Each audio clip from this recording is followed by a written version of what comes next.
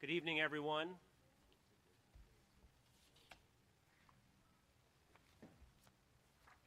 All right, good evening, everyone who has come in person and online. We are going to start the February 2026 Cheverly Town meeting. I am Micah Watson, the mayor, and I call the meeting to order.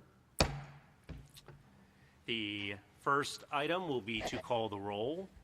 We have with us Police Chief Dave Morris. We have Deputy Public Works Director Luis Cardenas. I know that Town Administrator Galloway is on his way. And then from the elected council members, I will call the roll. Ward 1. Present. Ward 2. Present. Ward 3. Present. Ward 4. Present. Ward 5. Present. Ward 5 is present. Ward 6. All elected officials present and accounted for. There is a quorum to conduct the business of the town, and the first item is the Pledge of Allegiance.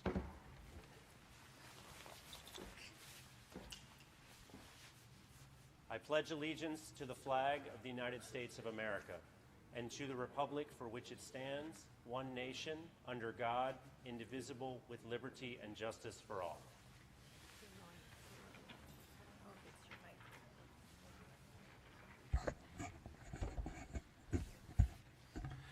Item 3 on the agenda is the approval of the agenda as published.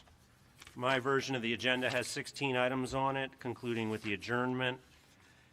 The 4 underlined items on the agenda for individual item public input are the proclamations. That probably shouldn't be underlined. Okay, there's 3 items that are underlined for public input individually: the Keller update, 5801 Annapolis Road, and the Winter Storm Fern recap. Council, are there any amendments, or is there a motion to approve the agenda? Motion to approve the agenda. Second. The motion was made by Vice Mayor Briner and seconded by Councilmember Garces. Is there any discussion of the motion? Hearing none, all those in favor of approving the agenda say aye. Aye. Any opposed? Any abstentions? The motion passes 6-0. The agenda is approved as printed. Item 4 is the consent agenda, which consists of the town meeting minutes for January 8th and the town work session minutes for January 22nd, 2026. Is there a motion to approve the consent agenda?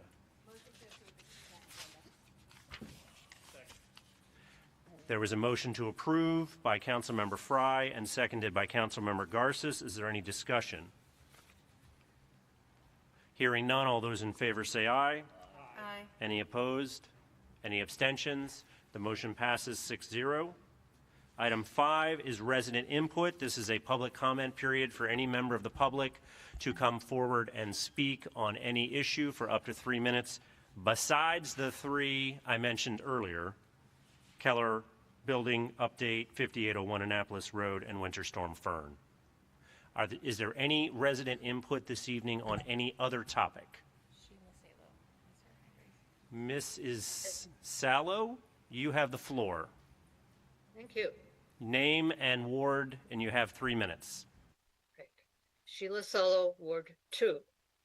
On January 26th, the Cheverly Green Infrastructure Committee and Cheverly Planning Board held a joint meeting with the Cheverly Hill Development Team. This project is the biggest to come before the town in years and for the foreseeable future, and our interest as engaged town residents is reflected in the attendance at the meeting. We had 47 participants, including 3 members of our town council. The purpose of the meeting was to review the preliminary plan of subdivision ahead of the county's accepting it for review by the county planning department. A plan of the subdivision divides a piece of land into parcels or lots. It also addresses the adequacy of public facilities and impacts to serve new development. It covers the design of internal streets and utilities of the subdivision and the resulting layout of lots and blocks. The relationship of the streets and utilities in the subdivision to those of the larger community. Construction of streets, utilities, and other improvements. Architecture, landscaping, stormwater management, woodland conservation, parking facilities, siting, and signs should be covered in the detailed site plans to come later. The limitation in scope did not stop our neighbors from asking broader questions. In fact, stormwater management is built into the preliminary plan of subdivision shared at the meeting. Questions from residents as well as committee and board members covered timelines for planning and construction, open space uses, tree conservation, bird strike avoidance, stormwater management standards, air quality, a noise study, housing types, ownership versus rental, retail, transportation, solar energy, building standards, and communication with current residents. The plan envisions division of the 44-acre property into 16 building parcels. Of those, 2 are planned for an office building and parking garage, 7 as multifamily housing, 2 as condos, 2 garages, 1 community center, and 1 open space. 8 further parcels are designated as open space, 5 as stormwater management, and 7 as private alleys. We hope to have future meetings to clarify particular plan elements, in particular, stormwater management and bicycle pedestrian trails. The developer has promised more information that will help us study the project. If you missed the January 26th meeting, you can find the video on the town website under Town Meetings, Archived Videos. Thank you. Thank you, Ms. Sallow, for that recap of that very important meeting and for your continued work on it. Are there any other public input? Is there any other public input on any item not on the agenda?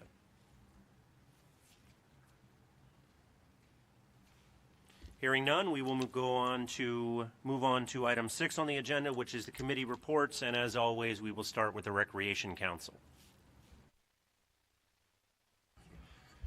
Yes, ma'am. Why not? Please. Make sure the green light's on the Oh, fancy. Just want to welcome Carrie. She's actually our new president, and she's hit the ground running. So I appreciate her leadership and stepping up to the plate regarding the Rec Council. Thank you. Hi, all. Y'all know me. I've taken over Rec Council since Chuck resigned. I don't know what I'm supposed to do in my committee report, but 2025 was very full of activities. I think the Rec Council is really trying to move from our normal kind of child-based focus to including a lot more adult activities in town. What am I supposed to look that way? Oh, Jesus Christ. So, we have our normal Rec Council things that we do each year, including the Easter egg hunt, the holiday party, and the Halloween parade that we do, but we're trying to reach out and do more adult events. I think our problem is, and as is probably everything in town, that volunteerism is very, very, very, very down, and we are not able to get enough people to put on the activities that we want. For instance, we did the Christmas party with basically 2 adults, right? And our Santa, thank you, Mayor, for playing the Santa. But it's really difficult to put on a large-scale event. Oh, you were there too, sorry. Spoiler alert. Yeah. Oh, I'm not saying give me credit. I'm saying I didn't need to know. I was still living. Sorry, and my children are here, but they understand. Anyway, so we don't have enough people, and I recruit heavily amongst our young people in town, and they are really great, but we just don't have enough adults volunteering. I would love to do things this year. I have thought of doing a Cheverly Porch Fest where we put out a map and we do musical, like musical numbers on porches and comedy from people's porches, just like Tacoma Park does. And we travel around town to see all of these different acts, highlighting the different people in Cheverly that have different talents. I want to do a bike day where we do bike safety and, hand out helmets and talk about bike lanes and how basic bicycle use and maintenance. I also have thought about doing and bringing back the Turkey Trot hosted by Rec Council, because that would be a huge fundraiser for not only our scholarship fund, but also possibly, if we do with it a turkey drive or something like that. But we just don't have enough volunteers. On the agenda for 2026, on March 21st, Ms. Valinda Mays is hosting an adult night, our first, here in the gym on March 21st, where we're going to do games out in the hallway and then pickleball inside. We hope to do that and make that a regular occurrence.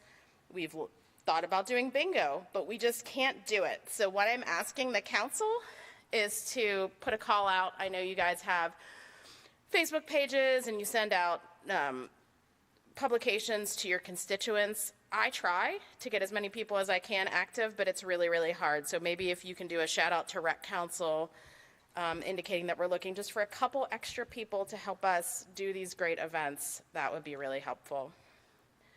But other than that, any questions? Yes. Mr. Wade, anything? You want to read out the other events, or you want me? I can say. So yes, so the other events that we have coming up, and I mean, I can look into the future, but there are events. The first one we have of the year is, like I said, the March 21st game night. On April 4th, we're doing the Easter egg hunt. That is the day before Easter.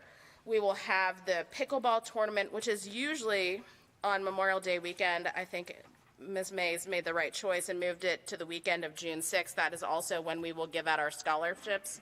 I have posted the scholarship link on the listserv, but I'm happy to pass it to you. That would be something great. I will put in the newsletter.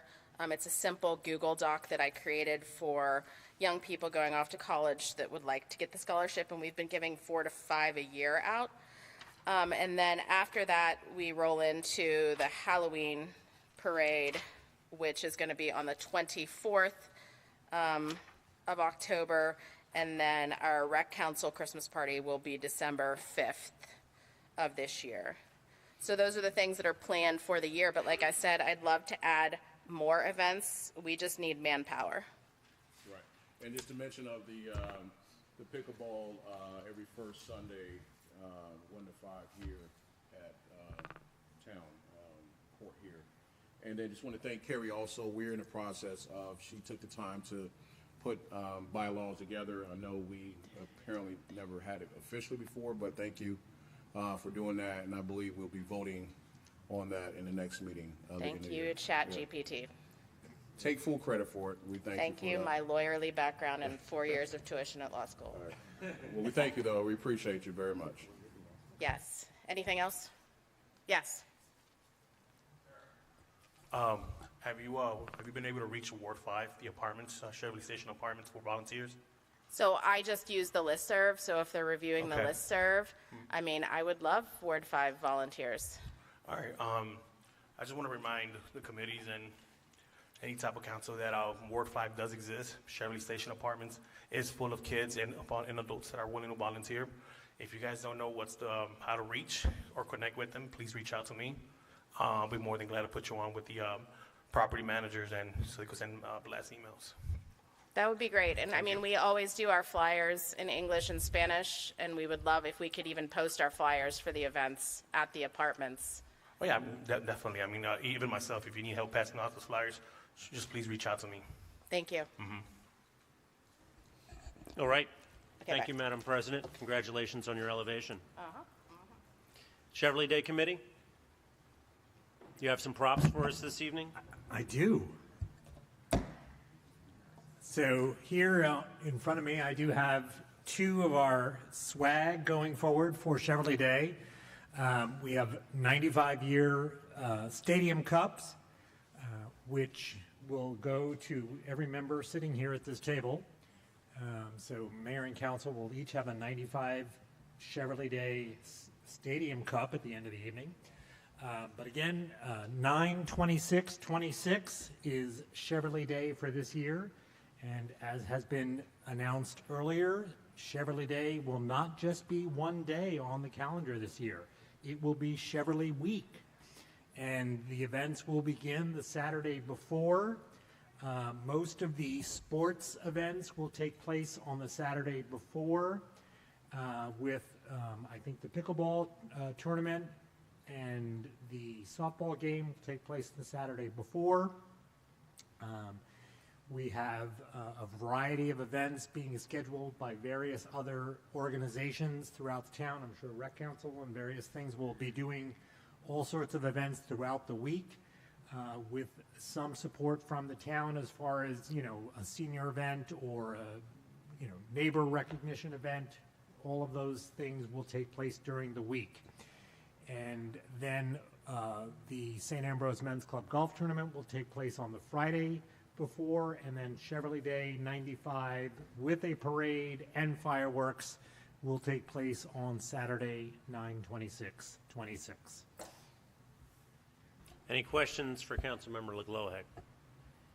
Councilmember Garces. Yeah, thank you, Mayor. How can I say it? So, with the last couple of years, the outreach to Cheverly Station Apartments have been very minimal. John? I'm sorry, yes? The last couple of years has been very minimal, their outreach to Cheverly Station Apartments. I don't know whether it's the lack of entry to the buildings or whatever it is. I would like to at least, how can I say it? I would like to be at least, if I could come to one of your meetings, or if you guys would have me, so I could advise how to approach Cheverly Station Apartments. And not only that, but also if you could just relate back to that, amidst the whole ICE situation that's going on, what are you guys planning to do regarding that? Have you guys started talks with Cheverly Police Department? Things like that is pretty, it's kind of not really easy to oversee, but it's definitely some things that should be talked as early as possible on how we could, protect or advise residents from all over Cheverly, not only, primarily, Ward 5, which is primarily made of a lot of immigrants. So if is there any way that I could, just come in, talk to, the committee, I would really appreciate that, just so I could advise and how we could proceed with actually outreach and how we could, how you guys could proceed with making our residents feel safe. Absolutely, absolutely. I couldn't agree more. And the committee meets regularly. We meet every month. And I will make sure I will speak to Nick D'Angelo, who sends out, we meet on Zoom, and I will make sure that we get you the Zoom invitation. You're more than welcome to join us. Thank you, sir. Appreciate that. Yep. Vice Mayor? Two things. One, just thinking about Ms. Wellitz's call for volunteers for Rec Council and the feeling that there is a dearth of volunteers right now. And I know that setting this up as a week-long event will take a lot of volunteers. So I just want to be mindful that we're simultaneously trying to get folks to volunteer and thinking about town capacity, because I don't want there to be a situation where we plan this whole long week and don't get the volunteers we need, and then staff has to pick up the slack. So I feel like a wet blanket saying that, but I just wanted to say it out loud. Also, could I have a blue cup? Thank you. We were going to let yes, we were going to let our birthday council member pick first, but we do have 4 of each color with us. Great. They are not. They're not at that level. Okay. Are there any further questions for Councilmember LeGloheg? Just comment. I believe my not a shameless plug, but awesome plug. My Ward 1 resident, Sarah Stiles, actually did the logo for this. So we want to thank her and shout her out for making this amazing logo for that. Ward 1 rocks. And what I will say is that, so we are working on putting this logo on all sorts of swag. It will be on a shirt. There will be other shirts coming. We will have other sorts of swag, whether it's mugs, hats, things like that. And we are working on how we can appropriately merchandise this logo. Now, to respond to Vice Mayor Briner's question, we are keenly aware that the Cheverly Day Committee is made up of volunteers, and a lot of the organizations are all made up of volunteers. And we do not want to weigh too heavily on town staff. We are keenly aware of that. And that's why any organization that comes to us with an event, it will be their responsibility to put that event on from A to Z. And that will be made plainly clear. Mr. Galloway, would you like the last word on this?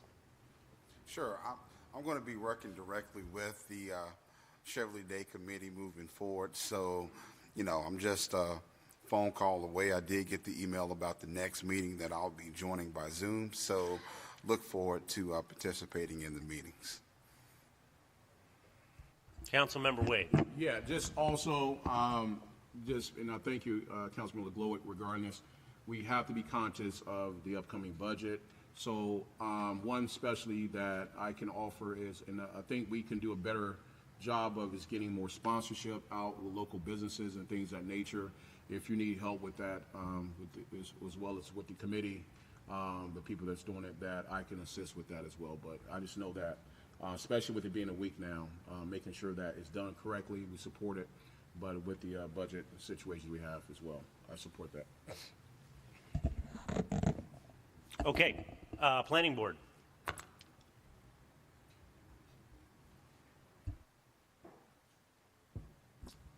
So as Sheila said earlier, there was a joint meeting a few weeks ago with the developer. It was detailed, the presentation was thorough. I thought it left everyone in attendance well informed about what the particulars were. The planning board then met yesterday to go over the notes that they had typed up from that meeting. They are still finishing those, but we should have those by next week, or certainly before the work session, so that we can review it. The PPS has been approved, so they will, the notes Accepted. they are preparing are to suggest what the town should comment on in the PPS process. That's it. Vice Mayor Briner. Two things. One, I think we need to be a little closer to the microphones when we're speaking, because ASL is having a hard time hearing. And two, I don't know what our plans are in terms of providing comment for the PPS. I think that the clock has started now, so we have to do that. And I would like us to make sure we have enough time to discuss, and also have one more opportunity for resident input. And so I don't know what the plans are for that, but I want to make sure it's on everyone's radar. Yeah, as much as I don't want to derail the town administrator's report when he gives it later under item 11, but I think our intention was, as part of the town administrator's report, to agree on the next two steps regarding the Hospital Hill development, which would be some kind of public meeting, and then at least an outline of what Cheverly's formal next action is in the process. So unless there's objection, I think we can do that tonight before we finish tonight, albeit a slight deviation from the town administrator's report. Great. Are there other questions for our planning board liaison? Mayor, if I can. Yes. We forwarded an email to the mayor and council from the Maryland National Capital Park and Planning Commission here just recently, letting you all know of the scheduled hearing, that the SDRC hearing is tomorrow, and it has the information attached to it. So we can definitely put this on the website so that residents can attend. It starts in the morning at 9:30 a.m. And it is a virtual meeting. So it's there available for you, and we can talk more about it in the town administrator's report. But I just wanted to make you aware of the meeting for tomorrow. Okay, thank you. We will discuss that a little bit later, because that is unexpected that there is a meeting tomorrow. So we will, we'll come up with a plan before we go tonight. Thank you for that heads up. On to the Board of Election Supervisors, and I see Chair Kay online. Hello, good evening, everybody. Hello. I'm just here to give a brief report on what the Board of Election Supervisors has been working on in recent months. Back in the fall, I had reported to you that we had amassed a large list of topics for election improvements in the wake of last year's election. And we have since been chipping away at that list, doing a lot of research and due diligence, reaching out to other resources, county and state board of elections to gather information. We've been meeting twice a month and will continue to do so for the remainder of the year, working on all of these improvement topics.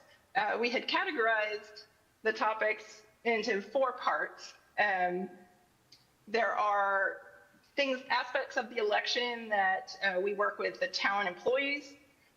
So there are some things we want to do to improve things that the town employees were very overburdened with during the election.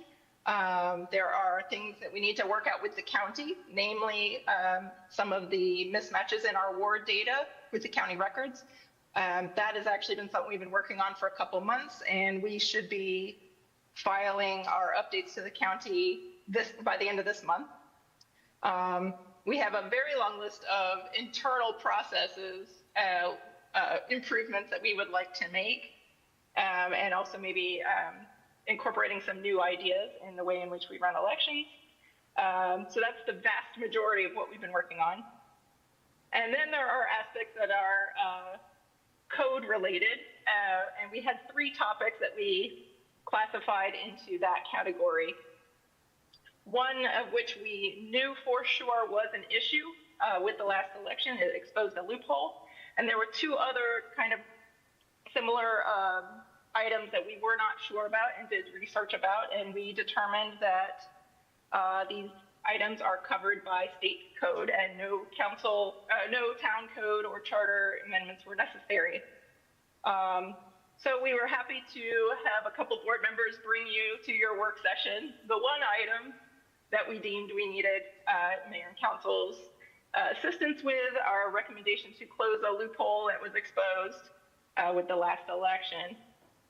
It seems in our desire to be considerate of your time and only bringing the one item to your meeting, it made the impression that we are not doing much other than that. So I wanted to give the report fully to depict that we are quite busy working on many topics. We only brought the one to you that required your assistance. And I'm happy that you all are willing to entertain addressing that part of the charter that it needs closing. Again, we meet twice a month. One is internal meeting, one is the public meeting, which is the second Tuesday of every month. Available to the public, anyone who wants to attend and give their feedback is always welcome. Second Tuesday at 7 p.m. And you can find the Zoom link online. All right, thank you for that. Council, any questions for the Board of Election Supervisors? All right, excellent. Okay. Thank you. Thank you. Take care. You too.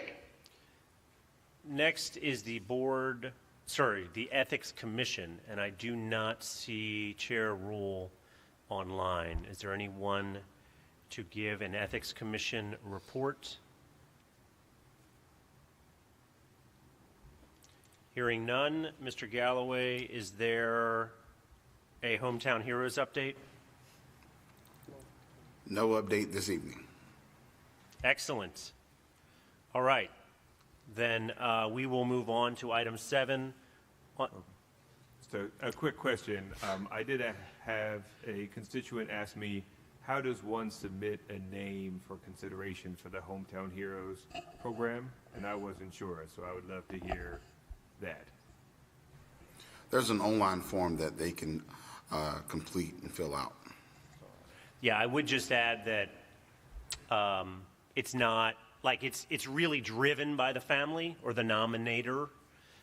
They are the one that pay to ultimately have it done. They're the one that provide the photograph and all of the information. So the form is there, but prepare themselves for the fact that it's not that you nominate somebody to the town and the town runs with it. They are doing 90% of the work. But we encourage nominations. Okay, we are going to move on to item 7 on the agenda, which is proclamations.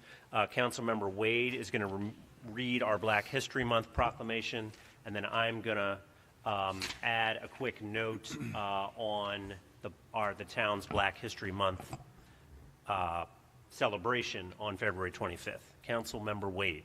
Yeah, excuse me in advance, a little bit under the weather, so I'll try to speak up as much as possible. Black History Proclamation, celebrating African Americans' accomplishments and recognizing the struggle for freedom and equal opportunity. Whereas Carter G. Woodson originally established a Negro History Week in 1926 to highlight the contributions of Black and African Americans, hereafter Black, in American society. Black History Month grew from Negro History Week, is an annual celebration of achievements by Black Americans. Each February serves as a time for the nation to remember and recognize the role of Black Americans in U.S. history. Since 1976, every U.S. president has officially designated the month of February as Black History Month. Other countries around the world, including Canada and the United Kingdom, also devote a month to celebrating Black history. Whereas our community is made up of diversity of people, and specifically 54% who identify as Black Americans. Whereas the town of Cheverly continues its efforts to acknowledge its past while being forward-thinking for its future, through civic engagement, Cheverly has removed symbols of supremacy from its town seal, passed in the Defense of Black Lives Resolution, established the Civic African American Community Organization, also known as CACO, and honor historically Black organizations and institutions such as the Fourth Ward Civic Association and Cheverly Divine Nine. Whereas Black history is American history, while some Black Americans experience tremendous success, wealth, and opportunity, many still struggle to realize America's promise. The town of Cheverly recognizes that acknowledging this makes them a stronger municipality, poised to adequately meet the needs of all its residents and not just some. Whereas the town of Cheverly has embraced effort to be more inclusive and representational in government and leadership, in July of 2021, Cheverly gained its first Black mayor in the history of the town, Casey Mnuye, who is a proud member of Delta Sigma Theta Sorority Incorporated. Additionally, Delane Galloway serves as the town's first African-American town administrator and is also a member of Omega Psi Phi, whatever. And Council Member Christopher Wade, a member of the illustrious Kappa Alpha Psi Fraternity Incorporated. In the past years, Cheverly has signed a proclamation. I was waiting for that point there, as you see. In the past years, Cheverly has signed a proclamation for Juneteenth, has its first representation in Maryland Black Mayors Association, named a town structure after the African American with the William E. Lee Jr. Building and the Robert Tucker Sr. Town Pavilion, and engaged in reconciliation efforts through community organizations such as the Mount Hope Commission and the Forum. Whereas the national theme of Black History Month 2026, A Century of Black History Commemorations, honors the 100-year legacy that began with Woodson's establishment of Negro History Week and recognizes the profound impact that a century of remembrance, scholarship, and public engagement has had on transforming how Black history is understood and valued in the United States. Whereas the town of Cheverly has never proffered a proclamation for Black History Month before 2021, the town welcomed the opportunity to be a leader for surrounding municipalities in celebrating February as Black History Month. The town of Cheverly applauds Governor Hogan's first proclamation of Black History Month in the state of Maryland in 2021. Whereas the town of Cheverly is honored to recognize the history moment of Wes Moore becoming Maryland's first Black governor on January 18, 2023, serving as the 63rd governor of the state and the third only black person elected as governor of any U.S. states as a whole, and as of 2023, the only incumbent black governor in a U.S. state. Now, therefore, the Cheverly Mayor and Council do hereby proclaim the month of February as Black History Month in the town of Cheverly to be celebrated and commemorated with appropriate programs, ceremonies, and activities. I yield back. Thank you, sir. I want to add, before we move on, that the town is planning a Black History Month celebration for Wednesday, February 25th at 7 p.m. Thanks to our town administrator and our town clerk, we are planning an event that we would very much like to bring Cheverly's young people into. We encourage students to share and showcase projects that they have already completed in school that highlight Black history, culture, achievements, or influential figures. We feel that February 25th is a wonderful opportunity for our youth to share their knowledge, creativity, and hard work with the community while helping us honor the legacy and contributions of African Americans. Projects may include essays, artwork, presentations, posters, or other school assignments related to Black history. We are proud to celebrate the voices and talents of our young people and look forward to recognizing their efforts as part of this meaningful community event. Please submit those materials by 5 p.m. on the day of the event, and again, that is Wednesday the 25th, 2026. It will be here at Town Hall or possibly in the Ely Building. It will be on this property at 6401 Forest Road, and we will start at 7 p.m. Thank you. Hey, Mayor, can I add? Yes. So something to the proclamation that we need to add to it that I think we may have forgotten that Councilmember Wade didn't know, maybe. But the founder of Black History was Carter G. Woodson, who was also a member of Omega Psi Phi Fraternity Incorporated. So I think it's best to acknowledge that if it wasn't for a man of Omega Psi Phi, Black History Month probably would not have existed. Could not have made that correction better myself. Make it so. Councilmember Frye. I think it would be great, too, if we could make sure we add that Ms. Marverly Nettles, former council member for Ward 1, was the first black council member for Ward 1 as a first, if we're putting first in here, as I've noted that we did. Okay, so are you asking, you're asking the clerk to reprint the proclamation and we can re-sign it later? Yes, that would be great. Please. Thank you. Are there any other additions to the proclamation desired by the council? Okay, then we will hold this over and sign it in a week or two when we make ourselves available to the clerk. No, all 7 of us are signing. All 7 elected officials are going to sign the proclamation when it is finalized. All right, so the clerk will let us know when we can present ourselves for signature. I am going to then move forward with the second proclamation, and then, unless the council objects, we will take a 5 to 9 minute break afterwards for birthday celebrations and cupcakes. So let me move onward to 7B, the proclamation honoring our planning board chair emeritus. Proclamation honoring Joyce Cepas for exemplary service to the Cheverly Planning Board. Whereas Joyce Cepas has served the town of Cheverly with exceptional dedication, notably through her many years as chair of the Cheverly Planning Board, providing invaluable leadership and continuity during an extended period of significant town planning work. And whereas, following the conclusion of Chair Amy Olivo's tenure in February 2025, Joyce once again stepped forward to serve as interim chair, ensuring a smooth transition while new leadership was identified and safeguarding the continuity of the board's essential duties. And whereas, throughout her service, Joyce has played a key role in major long-range planning initiatives, including substantial engagement in the Master Plan of Transportation and the State Highway Administration Trail Connection Studies, contributing her insight and expertise to projects critical to Cheverly's future. And whereas, her commitment, institutional memory, and ability to provide continuity across numerous planning cycles and leadership transitions have been an invaluable asset to the town of Cheverly, ensuring that long-term planning efforts remain thoughtful, consistent, and community-focused. Now, therefore, the Cheverly Mayor and Council do hereby extend our deepest appreciation to Joyce Cephas for her longstanding service, her leadership, and her unwavering dedication to the betterment of our community.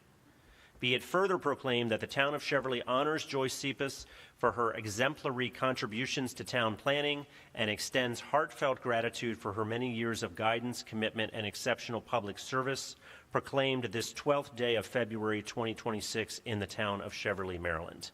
And Council, I will pass you the resolutions to sign, unless there's an objection, we will reconvene at 8:21.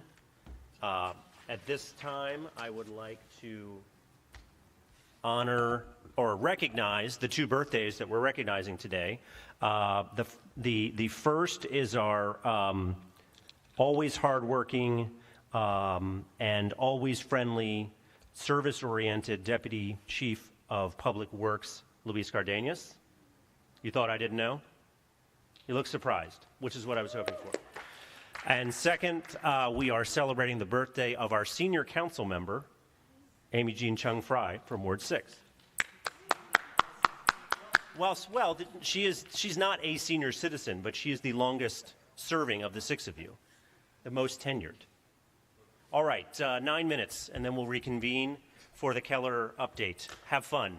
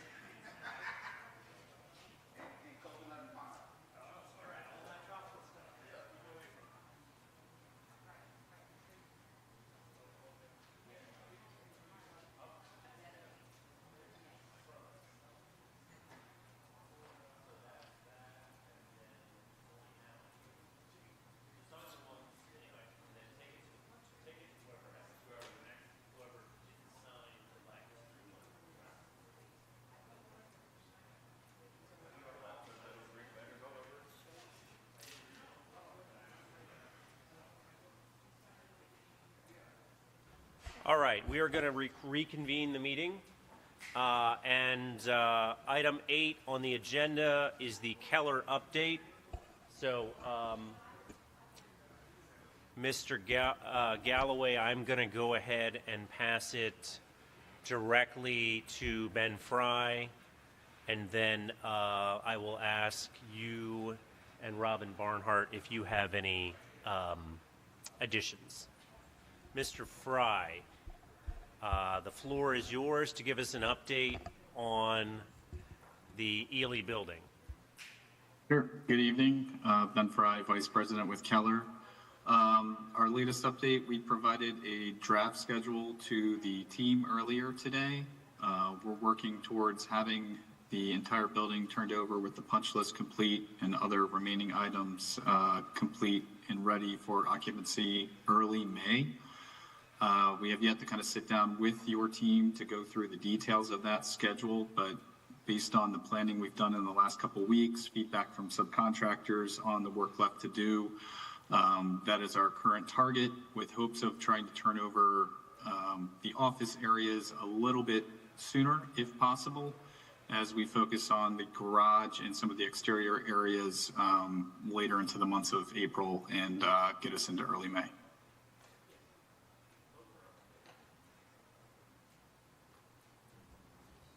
Vice Mayor Fry. Mayor Briner. I'm sorry, Mr. Fry. I didn't hear the timing. What was the timing that you said about handing over the different parts of the building? We have a total target goal of turning over the full facility of early May, but we are working to turn over the office portion, which would exclude the garage areas, hopefully sooner than that, maybe in the next 4 to 6 weeks, as the punch list in those areas is relatively minor, and our goal would be try to give those spaces over to the town sooner rather than later, so those places could be, you guys could start using those areas. Okay, so potentially April 1st, you could turn over the ground floor of the building, or is there some portion of the ground floor that's not included in what you just said? What I'm saying is the office section. So the first 2 floors that would be the office area, the Diaz room. We're still expecting the AV equipment that was ordered late last year to be in by the middle of March. A lot of it has already arrived, and a lot of it's already started to get installed. There's a few components that are lagging, but our hope would be to get that all turned over to you as early as possible. I guess I'm confused. Okay. I mean, it feels like, I guess I'm just confused. So the first floor is a little bit of offices and a whole lot of non-offices, garages and bays. You're saying that sort of the public works business end of the first floor is not going to be ready April 1st? What I'm saying is the office portion, which is, I'm calling it 2 floors, the front side of the building, we're going to be working to get that turned over to you sooner than later. The back side of the building where the garages are located, that is what's going to take us probably into the first part of May. Yeah, so 30 or 40 additional days. Correct. For the back side of the building. And why do you need those 30 or 40 days for the back side of the building? There's still some items that we're waiting on to complete in those areas that are longer lead time items. There's some concrete correction that needs to take place in front of the garage bays, which we're going to have to wait until the temperatures are correct and the weather's better. So a lot of those outdoor activities are going to be lagging, where we can get the office areas, the touch-up, the finishes that are on the punch list for the office completed much sooner. Okay. At this point, Ms. Barnhart, do you have anything to add as the town's CPJ consultant? Yeah, the only other item I know that's been one of the council's concerns is about the fields in the back. So Keller has worked with their designer, KCI, had them survey it. So KCI is currently evaluating options and the points that they collected to figure out the fields. We don't have a solution yet, but that is in process. So I just want to let you all know that it's not forgotten. It's on the list that we are working through. All right, thank you for that. Mr. Bremen or Mr. Galloway, anything to add before I turn back to the council? Yes, sir, Mr. Mayor, if I may. So I just want to illustrate what earlier this week, we had our first real working meeting with Mr. Fry. Mr. Fry has had an enormous amount of information to go through. I was asked about changing project managers long ago, and I thought that wasn't going to introduce much of a wrench in the gears. But now that there's been two, apparently that has required a lot of sorting out on his part. And so I'm hopeful that now he has a much better perspective of the global aspect of this project. And so Ms. Barnhart and I plan to continue to work with him both through our regular meetings, but also hands-on, hopefully getting our hands around or our arms around this better as well. And certainly trying to do everything we can to speed up that timeline. All right, I appreciate that. Mr. Galloway, anything to add? All right, council, are there additional questions for Keller? Vice Mayor. So we're at a point now where we're talking about May for the entire building. And that's pretty late. And so I was wondering, now that you have, like Mr. Braven said, a better perspective on the entire project and the length of the project and everything, is there something you can point to say why this has taken so long, or what the issue was, or was it really just a series of unfortunate events? Yeah, I don't think it was one specific item. I think there's many. I'm doing my own kind of forensic audit. I've only been with Keller for a year. Obviously, this job was supposed to be done before that.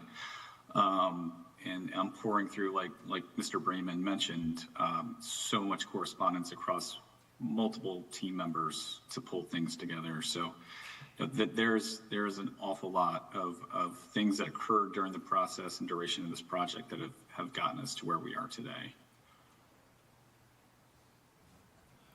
Okay, I guess my concern at this point, when you said the word may, and I didn't think about it until the Vice Mayor said it again, is now we're getting into a very active field use period of time. I don't think that we were so worried about construction in January, February, but the activity in the park is accelerating, every week starting kind of at the end of February, frankly, the beginning of March. And so that gives me great concern and a high level of disappointment.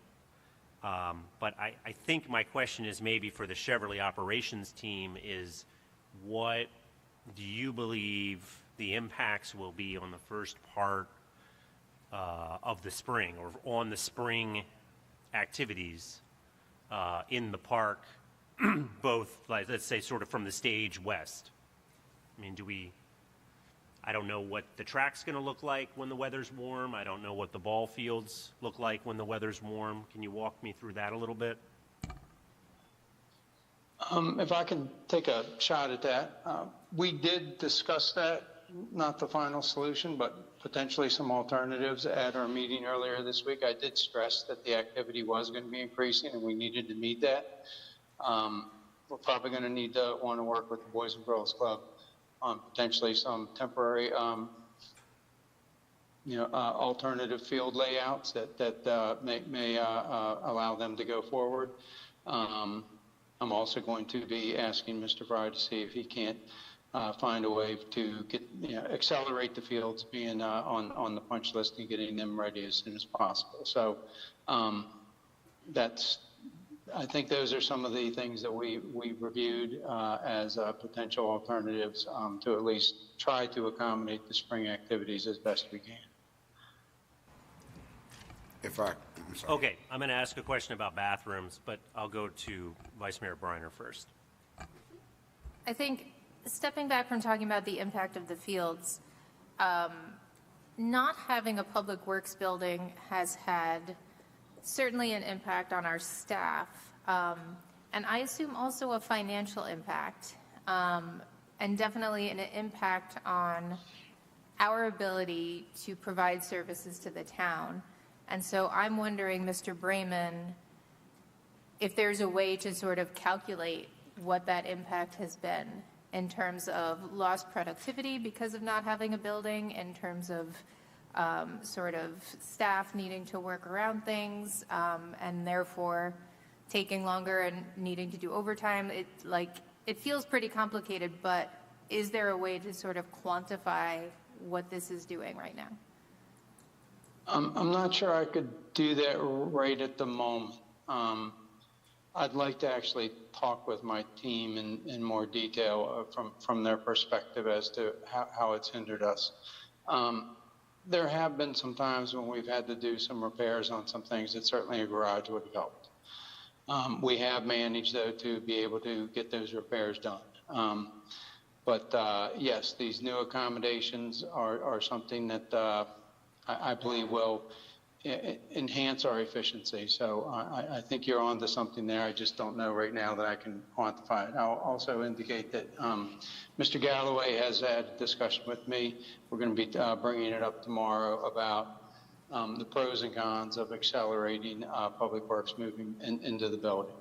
That concrete issue is something that I think we may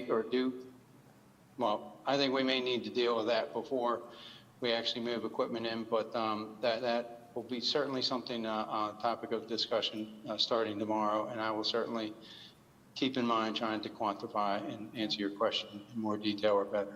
Yeah, and one thing I meant to say as well when we're thinking and talking about the impact of this is really how disappointing it was during this storm, which was epic and required such an epic contribution from our public works staff to not have that space that was specifically designed so that when there was some event like that that required them to stay overnight and work, that there would be accommodations that were comfortable and that would help them do their work better. And instead, we're still working out of a trailer when there's like concrete snow all over the town. And I imagine that had an impact on our ability to provide services as well.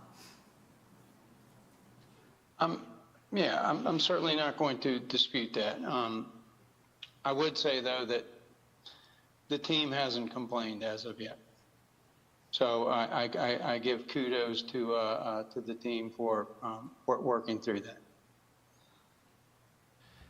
I appreciate that, Mr. Brayman. Of course, we always appreciate how your team digs in and gets the job done.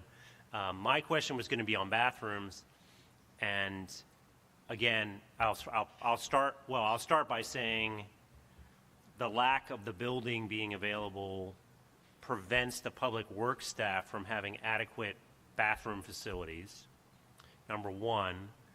But number two was a question, and again, it's an operational question, but I feel like this is the space to ask it, and that is, when we start renting the pavilion, there will be birthday parties, there will be whatever's starting as soon as the weather gets warm.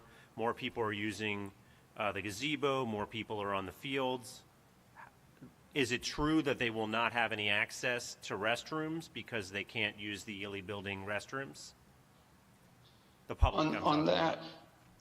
But we had a specific hardware concern with the doors on the bathrooms. I believe Mr. Fry introduced a solution to that earlier this week that did seem to address that. I don't want to jump ahead, but that will be a question brought up tomorrow as to whether or not we can open those.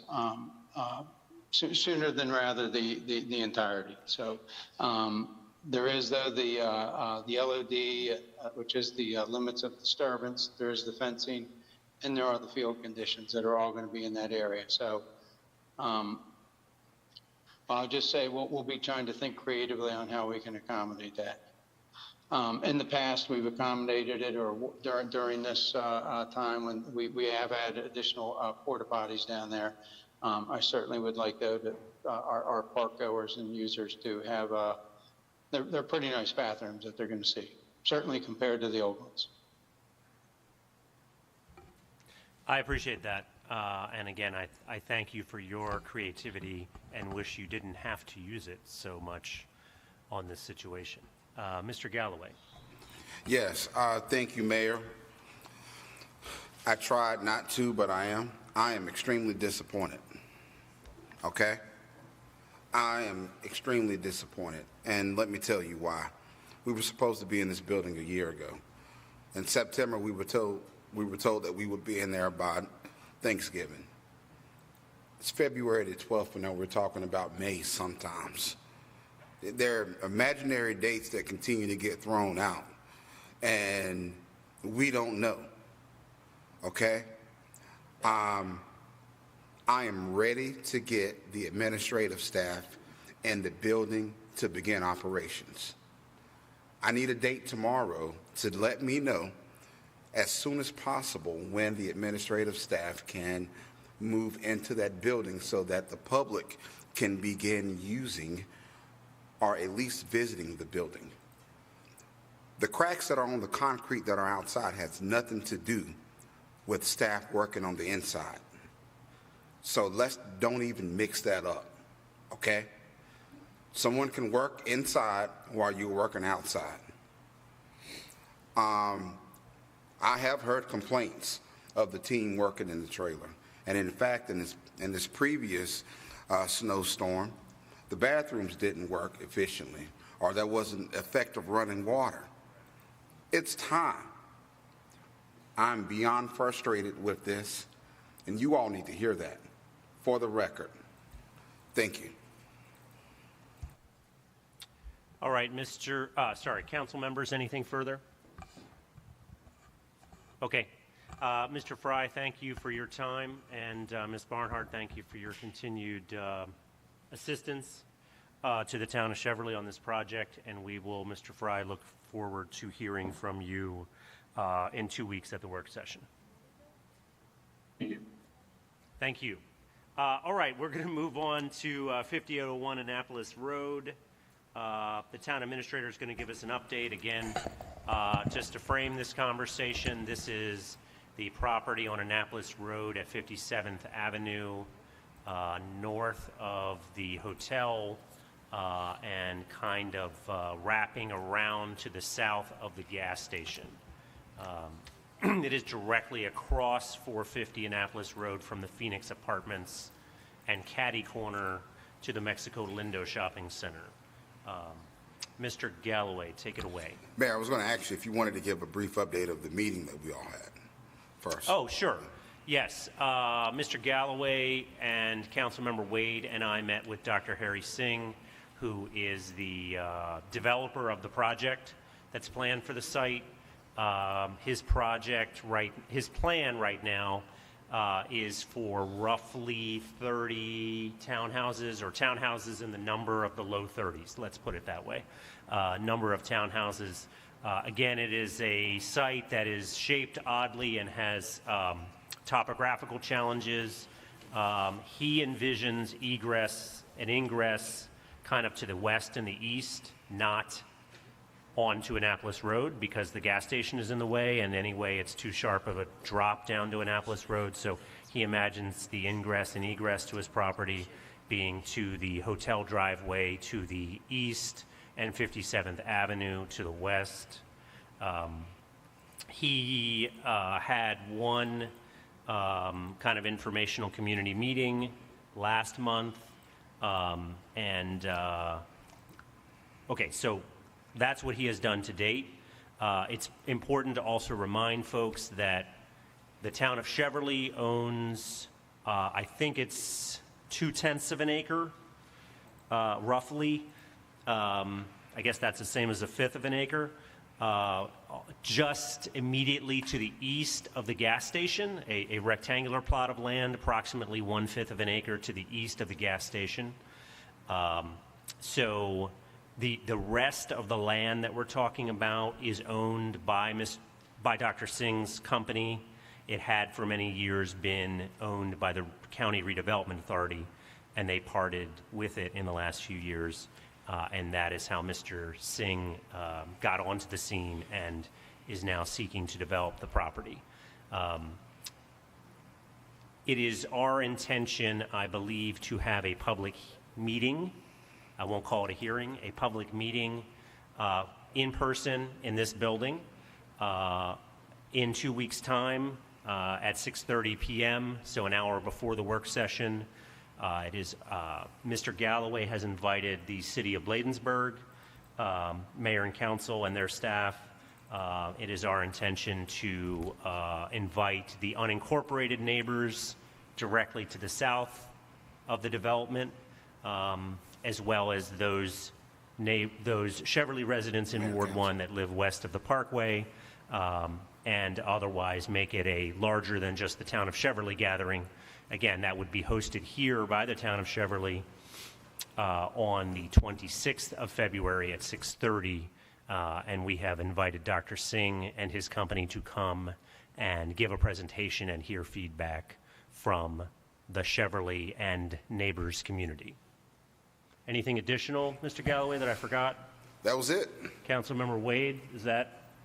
Yeah, Go ahead. We also discussed the community meeting that happened on January 14th. Thank you to all the residents that came out. I know I had another meeting at the time, so I was on my phone with it, but he mentioned 3 things: was the trust and transparency concerns, tidiness of the site, and community engagement, not only with the town of Cheverly, but surrounding community as well. So I'm looking forward to that. And again, I just hope that we maximize the aspect of having that 1/5 acre of that property, and to making sure that the partnership is done in a smart and well-done manner. So looking forward to this upcoming meeting with him. He seemed receptive, but we still have a long way to go regarding that. And the decision whether or not to keep that property or to what we're going to do with that. And also regarding aspects of the playground or surrounding area for that side of town. As you know, that side of town, which I live on, we don't have anything over there for the youth as well as engagement on that side. So I yield back. And the last thing I'll say is that we have kept the Hospital Hill, Cheverly Hill developers and the relevant county agencies, including the Redevelopment Authority, informed of what Dr. Singh has planned for this site, because if you look at a map, you can tell it's probably about 80 yards from this property as the crow flies down across the Parkway 1 block to Cheverly Hill. So we have been in communication with them, and they are also going to be watching this development, and I would not be at all surprised if they participate on the 26th. Council, any questions about the next steps or next planning on 5801? All right. Hearing no, oh, I'm sorry. So I forgot to ask for community input. Is there any resident input? And I also forgot that for Keller. So if anyone wants to backtrack and offer any public input on the building or 5801, please raise your hand.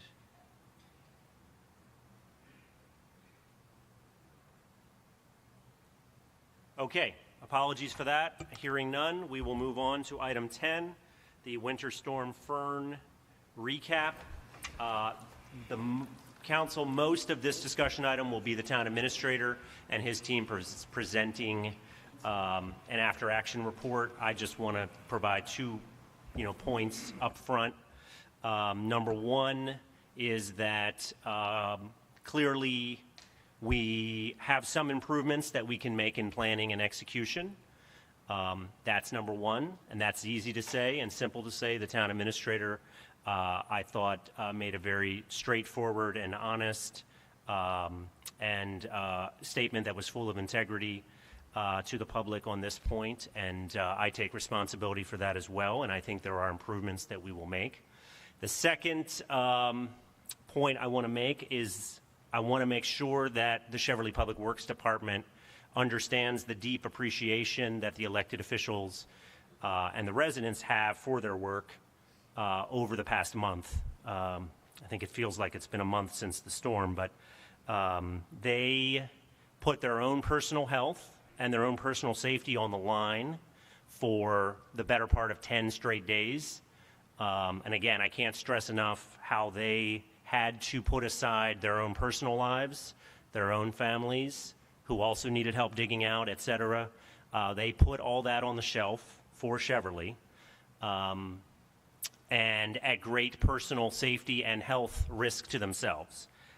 They undoubtedly went above and beyond the call of duty, and we are appreciative of that. And I thought it was important to say that before Mr. Galloway begins his report. Thank you for the kind words, Mayor. And thank you, Mayor and Council. So as we get started with Winter Storm Fern, I think it's good to know that, I will be providing an after-action report to the Mayor and Council. However, we're still removing snowcrete and snow from roads and from public spaces. So once that's due, and we can really, give this document what we need to give it, then I'll be sure to provide that to you all. But just to let you all know, this storm was an unprecedented storm. We had a significant amount of snowfall followed by freezing rain and a long period of low temperatures that prolonged the icy conditions. Not only did this storm make things extremely difficult for us, but for the entire county, okay? Despite extreme evolving conditions, emergency access was maintained throughout the town. Now, I do know that there was some concerns about there not being, two ways to pass, but our priority at a certain point after it became ice became making sure that there was a passable way for vehicles. So before I get into all the details of this, I do want to give Director Brayman, Deputy Director Cardenas, Chief Morris, and Assistant Chief Krause an opportunity to speak on what their operational response was and what their priorities were, because there were times in which our priority had to change, okay? And our guys worked hours on end, shoveling, plowing snow, and if you've never plowed snow before, or if you've never been in a vehicle plowing snow when it's snowing, you can't see anything, okay? The management of driving a plow and doing it in those conditions are extremely dangerous. We had employees that put their health at risk, I would say. But I'll go ahead and yield to Director Brayman, to Public Works, and then we'll come through to the Police Department, and then I'll wrap this discussion up. So, Director Brayman, if you will. Thank you, Mr. Galloway. And look, this is a Public Works item, although unprecedented cooperation with the police and administration occurred during this event. But I apologize for not being there in person this evening.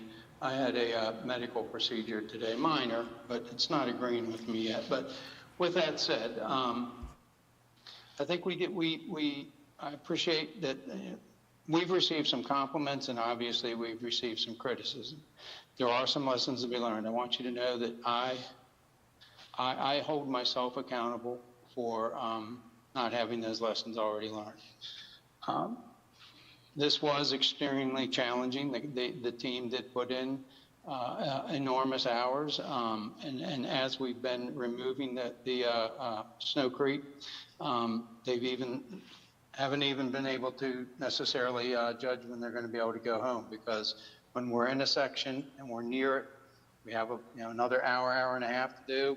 We've been pushing through and clearing it. And while our operations are wrapping up on that, I do want to point out that we did have pre-deployment, rapid deployment of our staff, staggered ahead of the storm. We did have effective clearing of the roads for that, emergency vehicles, as Mr. Galloway indicated. Sidewalk management, that's a tough one. Right now, we're mainly doing it manually. We were able to get them some effective tools, but it is a slow process. We have also, as well, Mr. Cardenas and I were able to leverage our relationship with our asphalt concrete contractor, VMP, to jump ahead of the line to get some equipment in to assist us in digging out. That was, they're charging us, but that was very appreciative. And I want to go back to the police and the public works coordination. I've been here almost 8 years. The police department has not ever reached out and said, hey, let us help. And they did, and it was extremely helpful how they blocked off areas for us to be able to clear more effectively and keep the delivery trucks and folks out of our way. I do certainly want to, the citizens stepped up and supported us with food and other things. I would like to lean on that the cleanup. I believe our cleanup is unprecedented as well.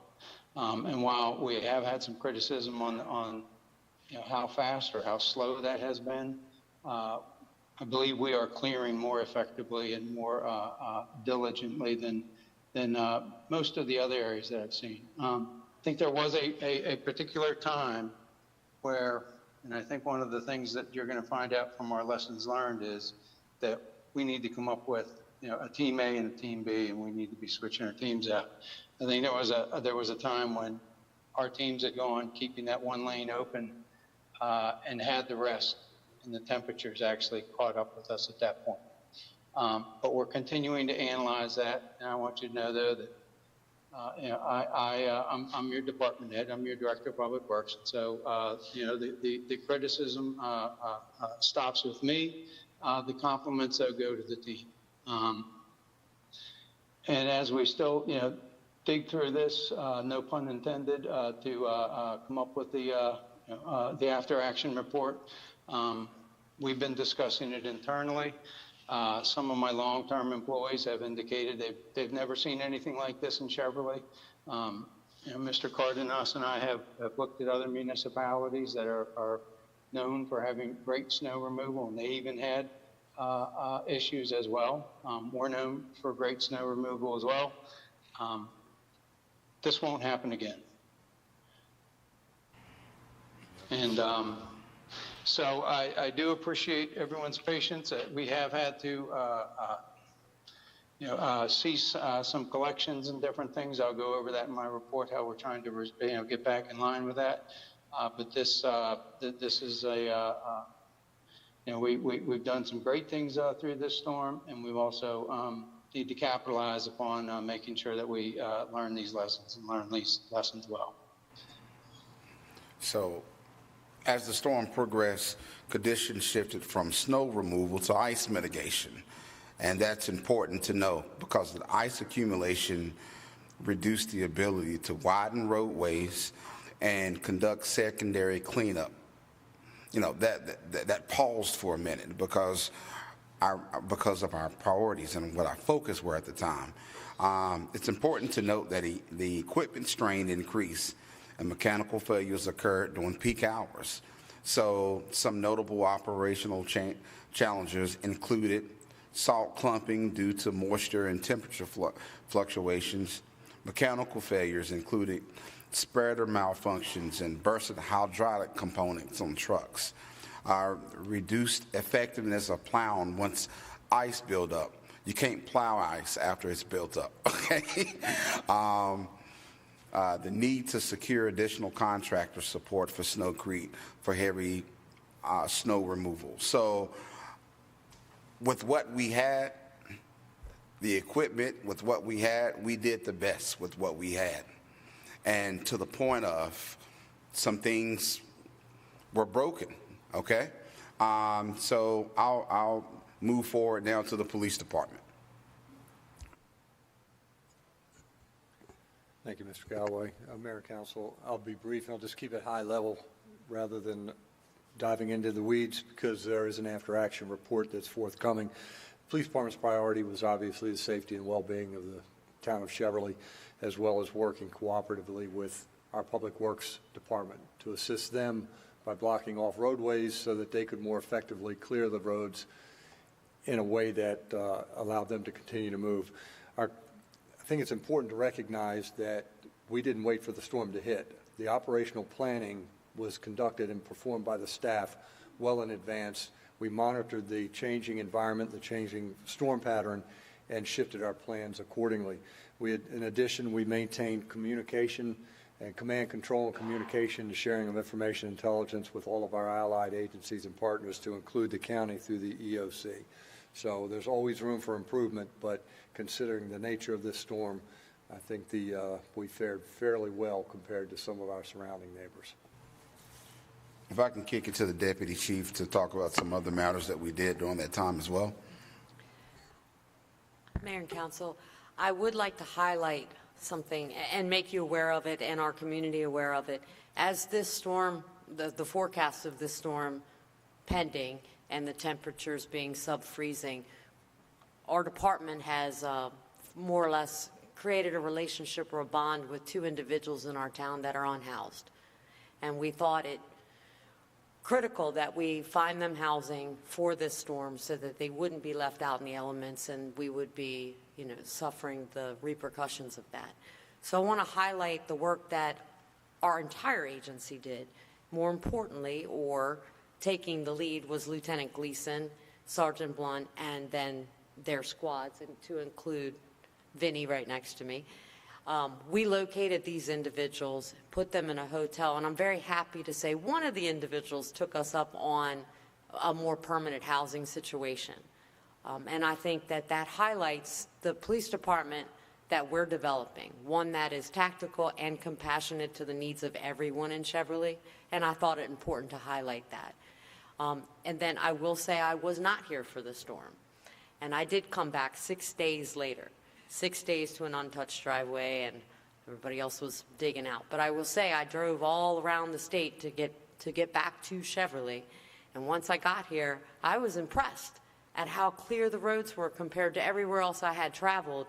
And for that, I can't thank Luis enough because he's the one out there doing it for all those hours, him and his team. And, I think it says a lot about this community to see the work that these guys put in.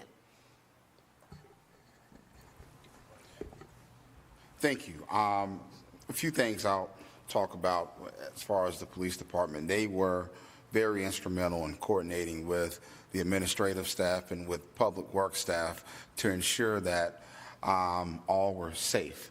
I had the opportunity to ride around with some of the officers and sergeants and chief and saw firsthand how people were on the road that probably should not have been on the road.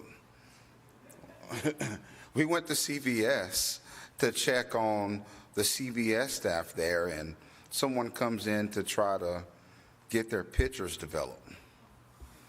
This was a state of emergency, okay, and we had to deploy resources in other ways that we shouldn't have, like push people out of driveways that kind of swerved in a driveway. And the Cheverly Police Department did things like that the entire time. So I definitely want you all to know that. As far as the community and coordination, as far as the information that was shared, I think we did a good job of sending out news and announcements and putting things out in an accurate time so that the community could be notified. One thing that I do want to point you all to is the snow frequently asked questions. Okay, those snow FAQs were designed a few years ago, and even in the worst of times, the town of Cheverly still found a way to be trailblazers because the information that we had in there was able to be either transferable or tailored to other municipalities around us. So when I told other of my colleagues, this is what I have, they were able to take advantage of that and put that out in the community. So it was good that we were able to assist other communities that didn't have that foundation. Now, as far as, you know, one of the major issues here, and as Director Brayman said, and Mayor, you said earlier, and I take full responsibility with what happened in the old Fourth Ward. It shouldn't have never happened. Full stop. It should not have ever happened. But when we found out about it, we took care of it. And the staff, the Public Works Department arrived, and the Police Department arrived, and we were able to make those streets better. So I do apologize to the residents that live over in the old Fourth Ward for the issue that we had, and just wanted you all to know that I take full responsibility for that. Now, staff got here on Saturday as early as 1 p.m., okay? Some of them didn't leave until Monday night or even Tuesday morning, taking naps inside of the trailer, not really being able to, get away from driving just due to, staff being trained. So one of our recommendations that, you will see in the after action report will be having more staff trained for these type of events. If this was snow, we would have knocked this out of the park, okay? But because this was ice, this completely changed the game. And just the equipment and capacity limitations. So just a few more things, and, I promise, this will be it, but real-time tracking is going to be essential. For these type of storms moving forward, we will have an EOC, Emergency Operating Center, and it will be at the Ely building. And what we will do is have meetings. Well, we're not going to be dancing and doing, never mind. But anyway, we're going to have an EOC that's going to be effective, and that anyone from the town can call in and ask questions so that we can help our residents out. This caught everyone completely off guard, okay? We are going to be advocating for funds to get some of the Kubotas, if I'm mentioning it right. Kubota, there we go, Kubota. Those Kubotas, those skid steers helped us out with getting ice off the road, off the sidewalk, and off of tough places that we would not have had the opportunity to do. So we're going to be advocating for funds from the state so that we can try to get those funds moving forward. And there are some other recommendations that you all will see in the report, but, I just want to conclude and say I stand with my staff on this, right? I think with some of the things that we did that were great with shoveling driveways that had never been done before. I made an exception to do this just because people still had to go to doctor's office appointments and dialysis appointments so that people can get out of their driveways. Staff did a lot of great things, okay, and I don't want that to be overlooked. In my report, I have a shoveling program that I want the mayor and council to kind of move forward with. It's a volunteer program that we can get volunteers or whoever you delegate to be a volunteer to help everyone out. As it relates to this, we can form some type of formal policy, but this was really a strain on the staff. The town staff did the best that they could with the equipment that we had. And Mayor and Council, I will conclude at that point and will answer any questions that you all may have as it relates to Winter Storm Fern? Thank you. My first question is the water running in the trailer yet?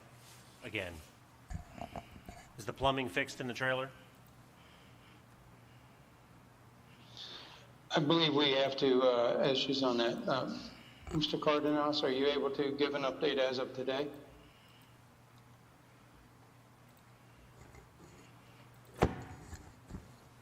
We still don't have water. I appreciate your transparency on that.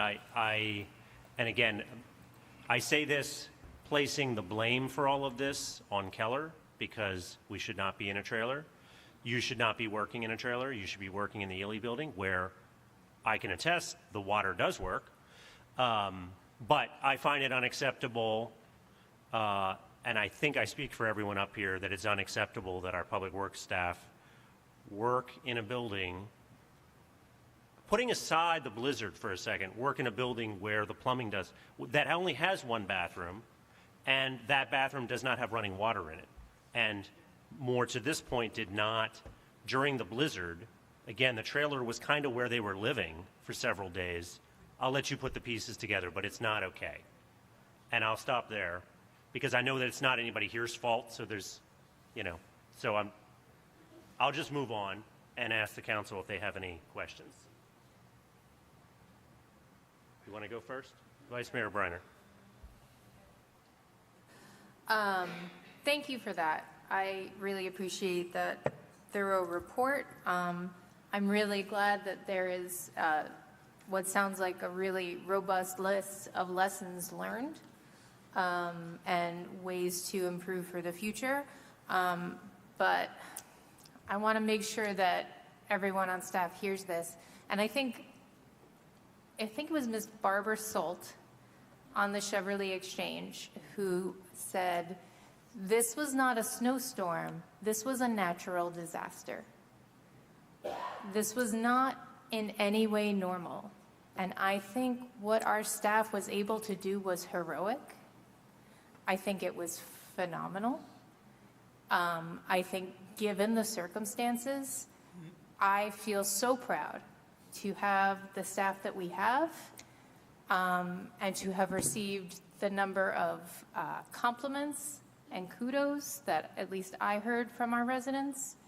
And so I want to make sure that you understand that you did a phenomenal job, and that you don't need to apologize in the way that it sounds like you are.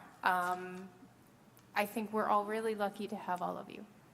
I want to make sure that as we're thinking about this storm, we're keeping in mind that it was a natural disaster, and that we don't plan for it as if it's going to be an annual event. I hope it's not an annual event, and I know that we've learned lessons and that those will help us moving forward. But I think there's a knee-jerk reaction to say we must be fully prepared for this exact event again, and the likelihood of it happening again hopefully is not super high. Like, I don't want us to be prepared for a zombie attack, because a zombie attack might happen, right? Like, this was very rare, very unprecedented. And so I just want to make sure we're thinking in terms of our capacity and what makes sense in terms of where to put our resources, and also just being really proud of ourselves for the work that we did and the way that we handled that storm. So, thank you. Thank you for that. Councilmember LeGloahec. Well, just to sort of echo on Vice Mayor Briner's words, I can't say enough about our public works and our entire town staff for their great work leading up to, during, and after this extraordinary storm. In many ways, this storm was the worst that I've seen in many years, in that we had different types of precipitation culminating with this layer of ice, and we all learned a new word that I would like to erase from my vocabulary of snowcrete. This was followed by several days of bitter cold temperatures, which made it hard to widen the streets, sidewalks, and keep roads clear and free of ice. Were things perfect? Maybe not, but obviously we heard more about the things that went wrong than the things that went right. But I personally want to thank the town administrator on behalf of several Ward 2 senior citizens who, as he said, you know, they contacted me and they were in need of assistance. They had to get out. The town instituted sort of this ad hoc policy on the fly to help our seniors, which was an outstanding service and one that I would like to see instituted as a policy. So I do have our own silver shovel policy for the town, which I'd like to see going forward. And as I had the opportunity to ride around in a plow with Director Brayman, and again, I commented to Director Brayman when I was out in the plow. We went out on 202, and I'm like, how is it that we are so good at what we do, and the county is so messed up? And it's, you know, it's amazing, and it's, I mean, yes, we have a smaller footprint than the rest of the county, but it's still, you know, we're doing something right here, folks. And the fact, and as Ward 2 resident Barbara Salt said, this was a natural disaster. We can't plan for every single event like this, but we can be ready for when things like this do come, and we can have it in our pocket and be ready for when they come next time. Thank you. Councilmember Wade. I just really want to reiterate what was said by my fellow council members. I want to thank Mr. Galloway as well as his entire staff regarding this. I have about 25 steps to my house, and I literally probably should be locked up because I used my 8 and 5-year-old to come out and help me out because it was really crazy. But I also had the opportunity, I thank Mr. Brayman, to go out in the middle of this storm and just to see not only my side of Ward 1, but go to, like you said, 202, as well as the other side, and not only understand that the difficulties of using the plow, because cars are still parked, making sure no one's cars hit, but also the level of just making sure that we do a great job.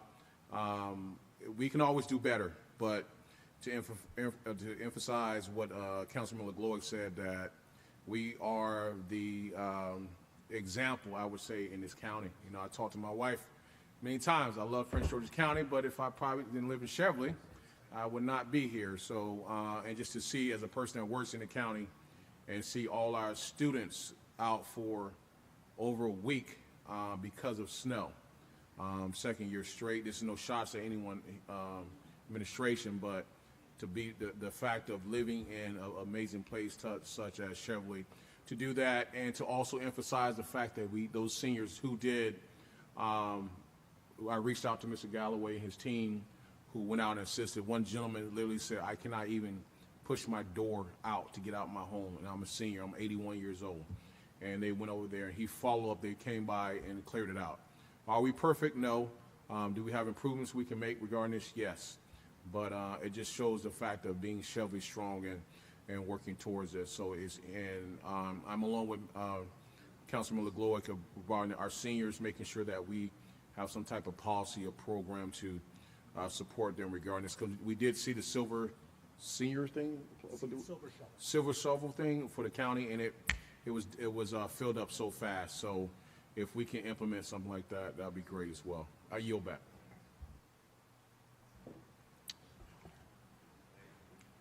Mr. Tanzi.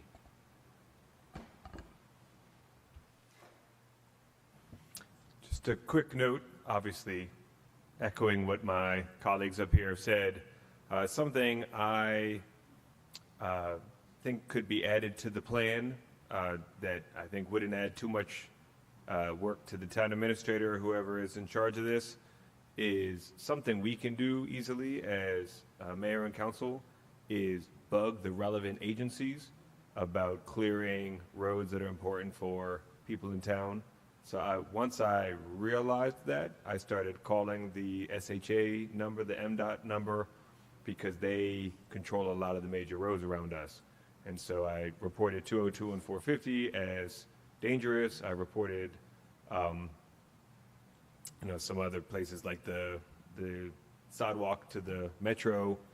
And then you have to call someone else if you want to report to the county. So that's the kind of administrative stuff we can be doing at home.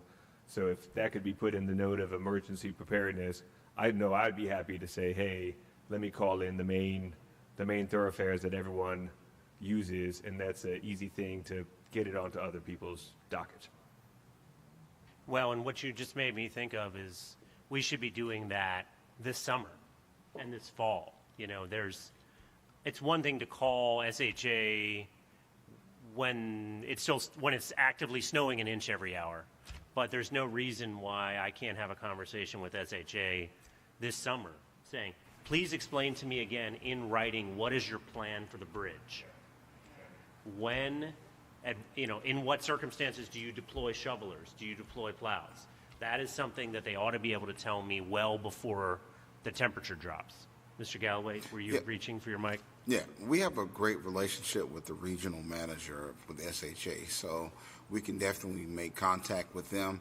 During this storm, they did open up the salt dome in Tuxedo, so we were able to take advantage of that for a few days. One thing that I didn't get to mention earlier that I will mention now, with the salt, with the snow, there will be potholes, okay?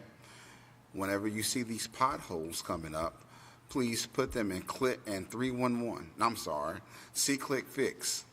We don't have a 311. Just for the record, the public, we C-Click Fix. So if you can put them in C-Click Fix, that will give Public Works a prioritization as to what came in first and how we can address those. Because typically after these type of storms, there will be major potholes. Another thing that I wanted to talk to Mayor and Council about was the sidewalk removal of the ice. I had to have some grace in this time, okay, for a few reasons. If you tried to go to the store 2 days to try to get salt or sand, they were sold out, okay? I don't want everybody that doesn't know what they're doing to damage our sidewalks that we pay a lot of money for, okay? So we have been patient. Letters have been put on doors, but we have reminded residents that those type of things need to be done. So, if you see something, let us know. We'll go by and give them another reminder. But, I do not want our sidewalks to get damaged just by someone not knowing, okay? Yeah, I think that's where the FAQs come in, is because as a homeowner, I'm thinking I should shovel the sidewalk and salt it. But if you have better guidance, then I, as a homeowner, I would read the guidance and do it that way. And I do appreciate those notes, both on the cars that are parked on the wrong side and on the unshoveled sidewalks. I think it's important to hold our neighbors accountable for those things. Councilmember Fry, did you have your hand up? I did, thank you. I want to just simply say one thing is that Cheverly did an amazing job, period. I have a different perspective because as I sat working from home in front of my window watching Luis and some other public works people going up and down our street, I was working 10 hours a day answering snow issues in the county. So I got to see firsthand what a mess, or hear firsthand what a mess it was, all the way up until I think I was still getting complaints this past Monday. So there are areas in the county that still were not touched by a plow or salt up until this past Monday. I got to experience firsthand the anger and upset because there was an expectation with Operation Silver Shovel, and it did not meet the expectation. They had too many requests, not enough contractors. It was insanely expensive. They just couldn't get to everybody in time, and they still had people left out of the process just because it did fill up so fast. And also, putting up a program like that kind of last second And then asking seniors to upload their ID and other documentation is just not reasonable. I think the idea was a very good one. And if you can prepare for it ahead of time, having the contractors, having even students, who are willing to get service hours, things like that, which I think I saw generally around that they were trying to do. It could be something great, and I think that's something that we plan for right now, right? Like each of us council members, we can identify who are the high risk, who are the seniors, who are the families that we know may need to get shoveled out first because they have, dialysis, or they have a child who needs these doctor's appointments, whatever it may be. And then again, identifying who can also help, in our wards, and having that somewhere. And I think what I heard too, just at the county level, was at some point DPW&T had that list. They kind of knew, and they would make that a priority. But, so in hindsight, these are things that they can look at saying, oh, well, these are things we can do to be prepared. And I think, with emergency response and having a CERT in town, nobody wants to think about the worst case scenario, but that's what they're there for, and they're there to help us kind of prepare for that. And I think we should all try to be more prepared for that, because last year when the storm came, it was still a mess and the response was pretty bad. I think this year there was an expectation that it was going to be better in the response because the county was teaming up with the school system, and the school system was giving them some of their vehicles, and they were supposed to have new vehicles at DPW&T, and they were supposed to have more contractors. But again, then you had all the ice. So what I think they were initially prepared for would have worked, but then we had this catastrophic kind of ice thing going. So those are just kind of lessons we can learn. But at the end of the day, I didn't even want to post a picture of my street because I didn't want to make people outside of Cheverly feel bad. Because I'm sitting here dealing with these people complaining, and I'm looking and I can see pavement, by Monday. And we brag about it because Cheverly does a really, really good job. Even when we may, have challenges or make mistakes here and there, at the end of the day, we always circle back. We have that customer service. We make sure that we listen to each of our residents. And that's a benefit of being in a municipality, and it's something that, of course, we want to see everywhere. But I just think that, yes, we learn from everything, but we also have to acknowledge when we do things well. And this was done well. Y'all did a really good job. We know how many hours you guys were out there, back to back to back. And so, I just want to say thank you, because I didn't have to go anywhere, and I didn't because I'm from California. I don't drive in the snow. So for the safety of all, I had the privilege of just sitting inside and watching this, but it was really well done here. So, and Mr. Raymond, thank you. And thank your team and our officers, all of y'all, just for being out there. Even Mr. Galloway, I know you were out there shoveling too, so I think we should be proud of ourselves and be glad that we don't rely on county services.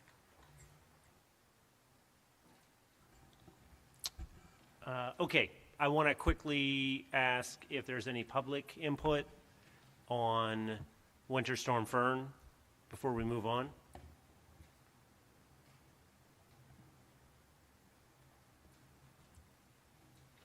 Okay, seeing none, if all hearts are clear, we will move on to item 11 on the agenda, which is the Town Administrator Report. All right, Mayor, thank you all so much again, but I do want to add something as far as the Wyndham Hotel. They treated the town staff and everyone that we sent over there like gold, okay? And, they had meals prepared for the staff for breakfast, lunch, and dinner. They went over and beyond for the town staff. So at a certain meeting, I would love to invite them here and give them some type of proclamation or something. So just please be mindful of that. But, getting off of the storm, I do want to start out with a report with a ton of good news. I'm pleased to announce that I was informed yesterday that the town has received an additional federal earmark for the amount of $650,000 for the Maryland 201 bike trail. So I'm excited about that and want the community to be excited about that. I know that we've been working on bike trail improvements for the entire duration of my time here, so I think we're making steps one day at a time. So we're just so pleased that we were able to be selected for those funds, and that's in addition to the $450,000 that we received last year from the state. So I'm excited about that. Just as a few reminders, the expungement fair is set for March the 28th. Those times will be released to the mayor and council after we confirm them with the state's attorney's office. Mayor, you did acknowledge the Black History Month event that will be held on Wednesday, February the 25th at the William Ely Building, beginning at 7 p.m. The Cheverly business meeting for March, we have tentatively scheduled for Friday, March the 13th.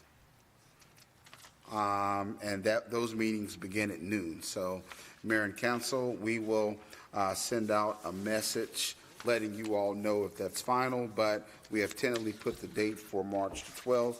We're waiting on some feedback from some business community members to see if they can make that date work.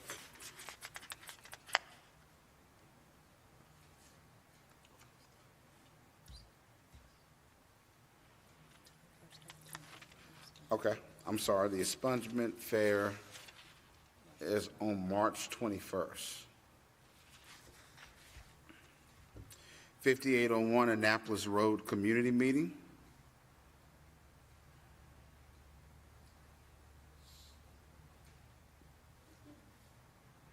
We will host, as Mayor, you indicated, a joint meeting with the town of Bladensburg and their council, and we will also invite their community so that they can come to a meeting with us as we have these discussions with the development team of 5801 Annapolis Road.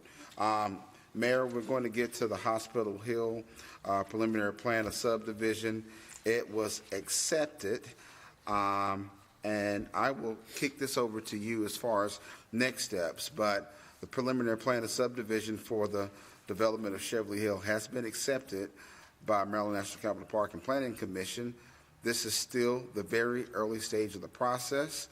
We will work with the developer on scheduling a community meeting to answer questions for the community pertaining to the development.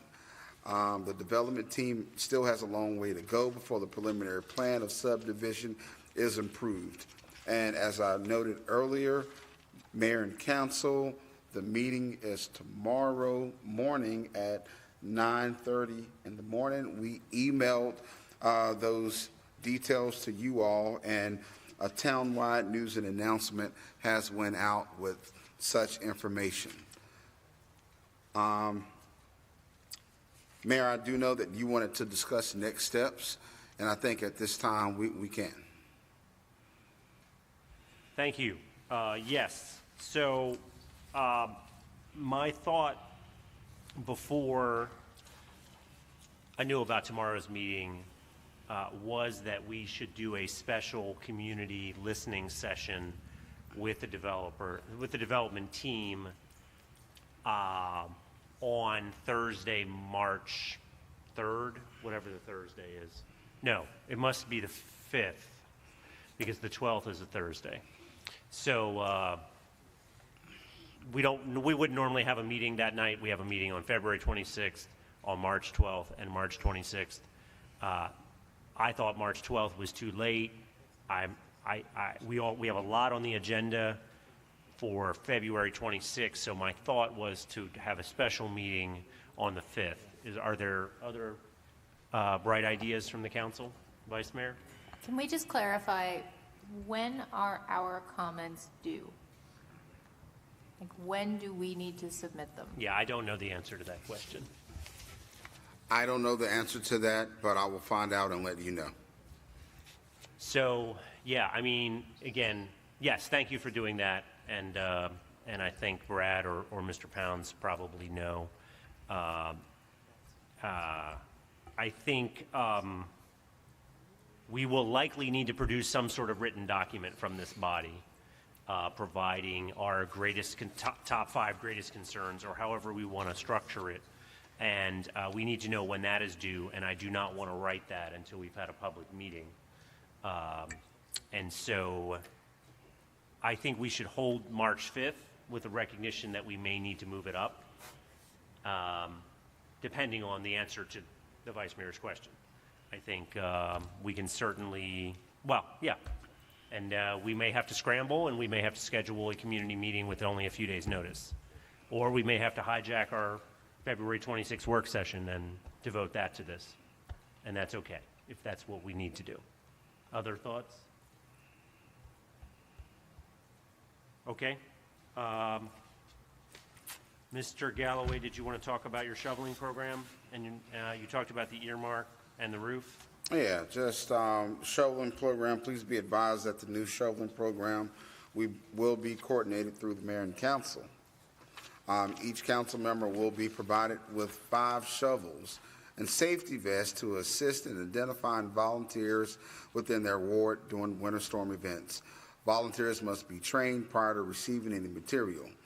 Once council members have identified volunteers, please submit their contact information to the town clerk for coordination purposes. And this was before I spoken with Councilmember LeGloire as far as with the shoveling program. So we've already purchased the shovels. We've already purchased the vest.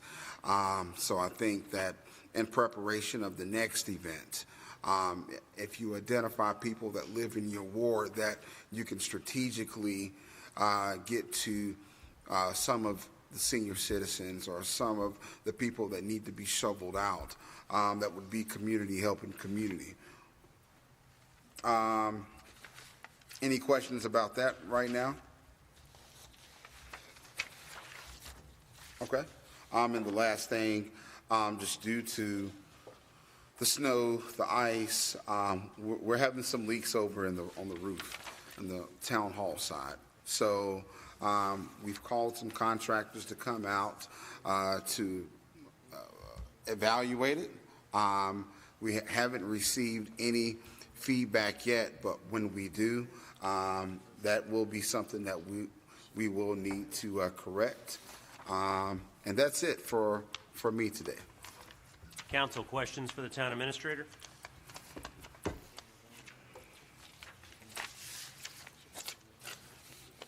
Oh, Mr. LeGloire. How would you like to best receive my Cheverly silver shovel plan? Let's talk, because I think there's a way that we could probably put something in policy just so that it's there and so that we can then forward. Discuss it in a wider audience. Yeah, in a wider plan, yeah. Okay. Any other questions from the council for the town administrator? Hearing none, that takes us to the police report.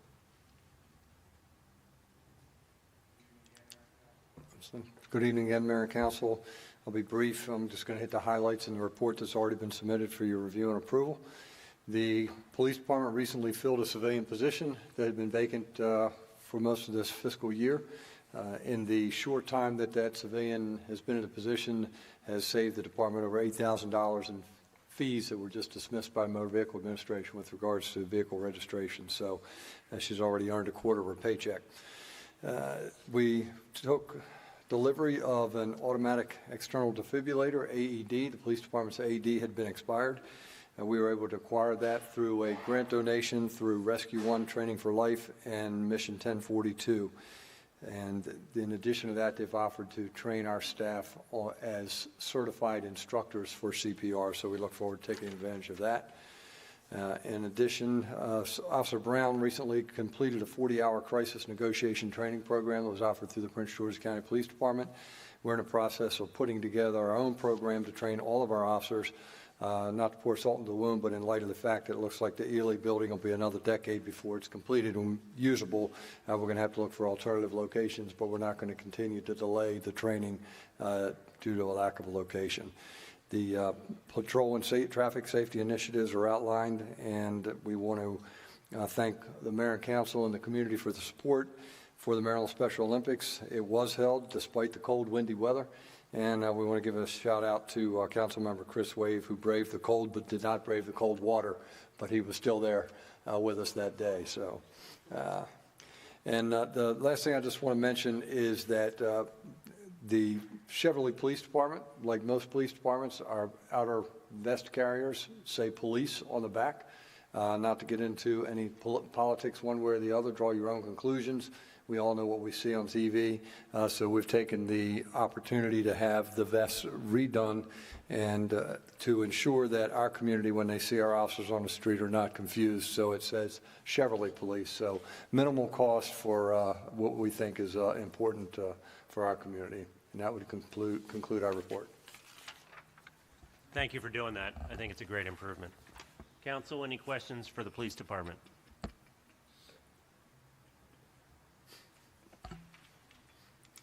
Hearing none, thank you, Chief. Thank you, Deputy Chief. Mr. Brayman and Mr. Cardenas, you're up. Yes, thank you, Mr. Mayor. We're going to review some of our services. As you know, with the snow, we've had to change some things, but we're looking to resume as many of those as we can next week. Monday's the holiday, President's Day, so we'll be doing townwide trash on Tuesday, but we're also going to be re-implementing yard waste collection as well, which is townwide. Recycling will be, so we're going to have townwide trash collection and yard waste on Tuesday. Wednesday, townwide recycling. Then we'll go back to our east side trash collection, bulk trash. On Thursday and Friday will be west side trash collection and bulk trash.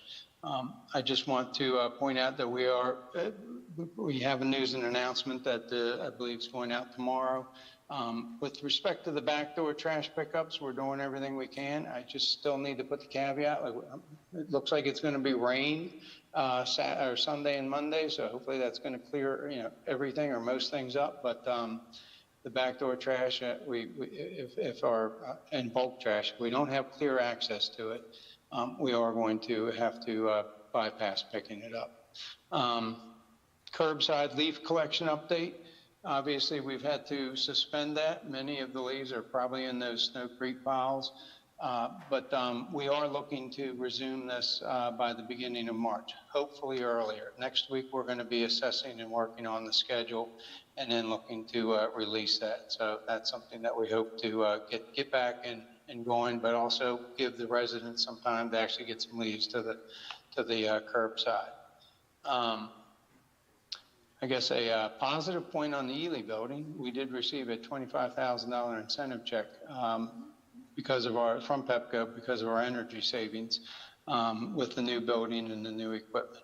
I think that's part of that Empower fee that you see on your bills from time to time. Street lights, believe it or not, I guess the streetlight program is moving forward, but at a snail's pace. We have worked with Pepco to review our inventory at this point in time. They've had initially State Highway and others have denied accepting a lot of lights. We're pushing back on that. We've had to go through all of our streetlights. Many of their streetlights, they don't even know where they're at. They can't even, they give us geographical coordinates rather than the pole number. So, and that's not even accurate all the time. But we've so far, all the interior lights, we have 463 municipal street lights that we've confirmed.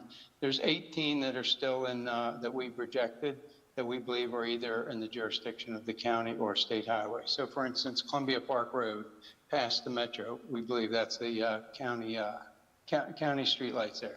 This is a necessary step for us to get an agreement, or as best we can, with Pepco, in order to take the next step and have Pepco give us a pricing for our lights. So I know this was something that this project's taking longer, but we are making some progress. The Forest Road, the state grant that we got, we have worked with EchoSite. We have received permission from property owners, and we are doing some boring as part of a compaction and or erosion testing for the Forest Road properties as part of that erosion grant that we received from the state that was $500,000. And so that is moving forward. As we get some more data back, we'll be able to give you some more detailed information. In the Boyd Park gate, we're just waiting for confirmation on that it's fully operational. Also, there's some training at this point in time. The goal is the park hours are dusk to dawn. So we're looking to program the gate accordingly. And so it will be opening and closing approximately 7 a.m. to 7 p.m. I know that changes with these seasons, and we're going to be looking to see how we can address that with the program. So that is my report. I'm open to questions about this and or other things. And let me just say a concluding remark. I do appreciate the messages that we will deliver back to the troops in the Public Works Department about the storm response. Thank you. Yes, sir. Council, any questions for the Public Works Department? So I have a question about the gate. Are we waiting for confirmation from Pepco? Because I feel like we've been talking about this gate for a long time. I mean, this thing's got to be made out of gold and, some kind of space-age polymer at this point.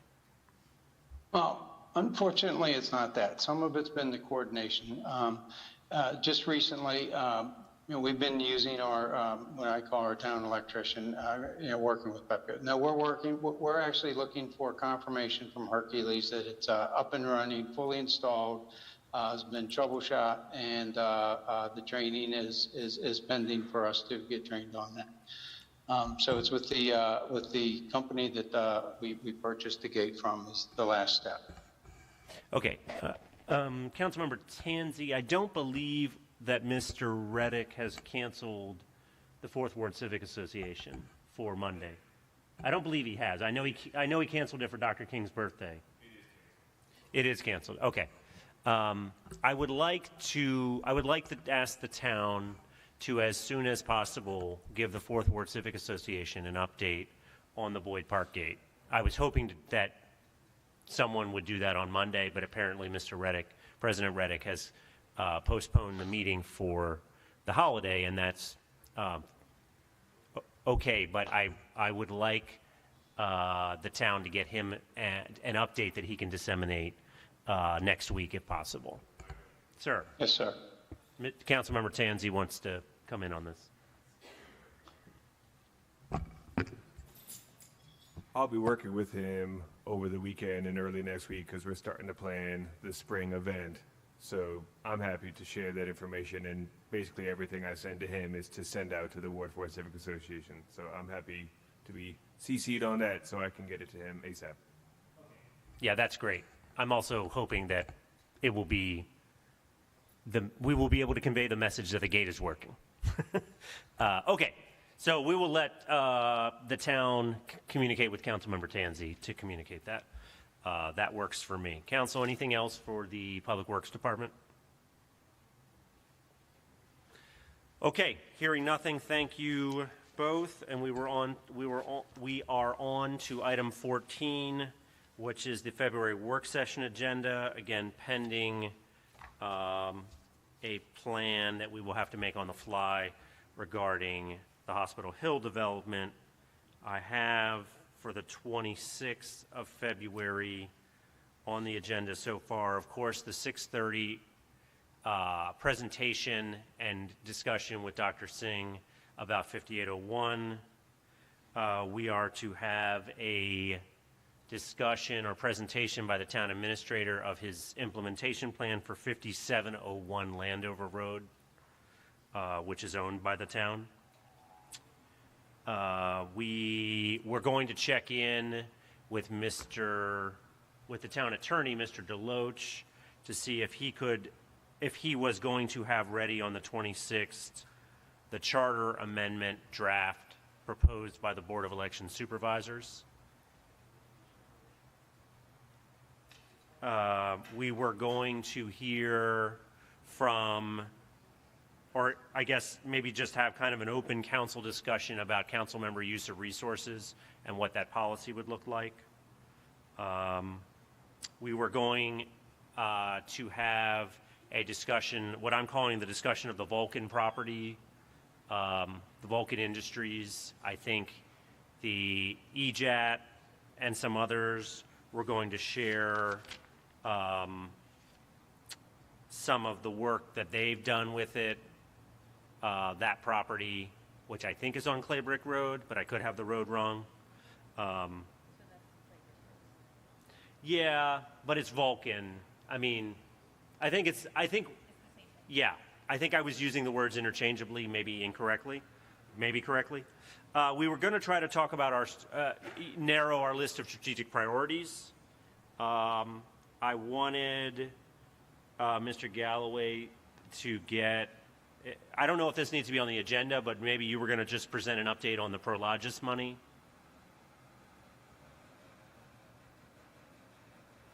For the 26th. Okay. Okay. Yeah. I wrote down Prologis $10,000.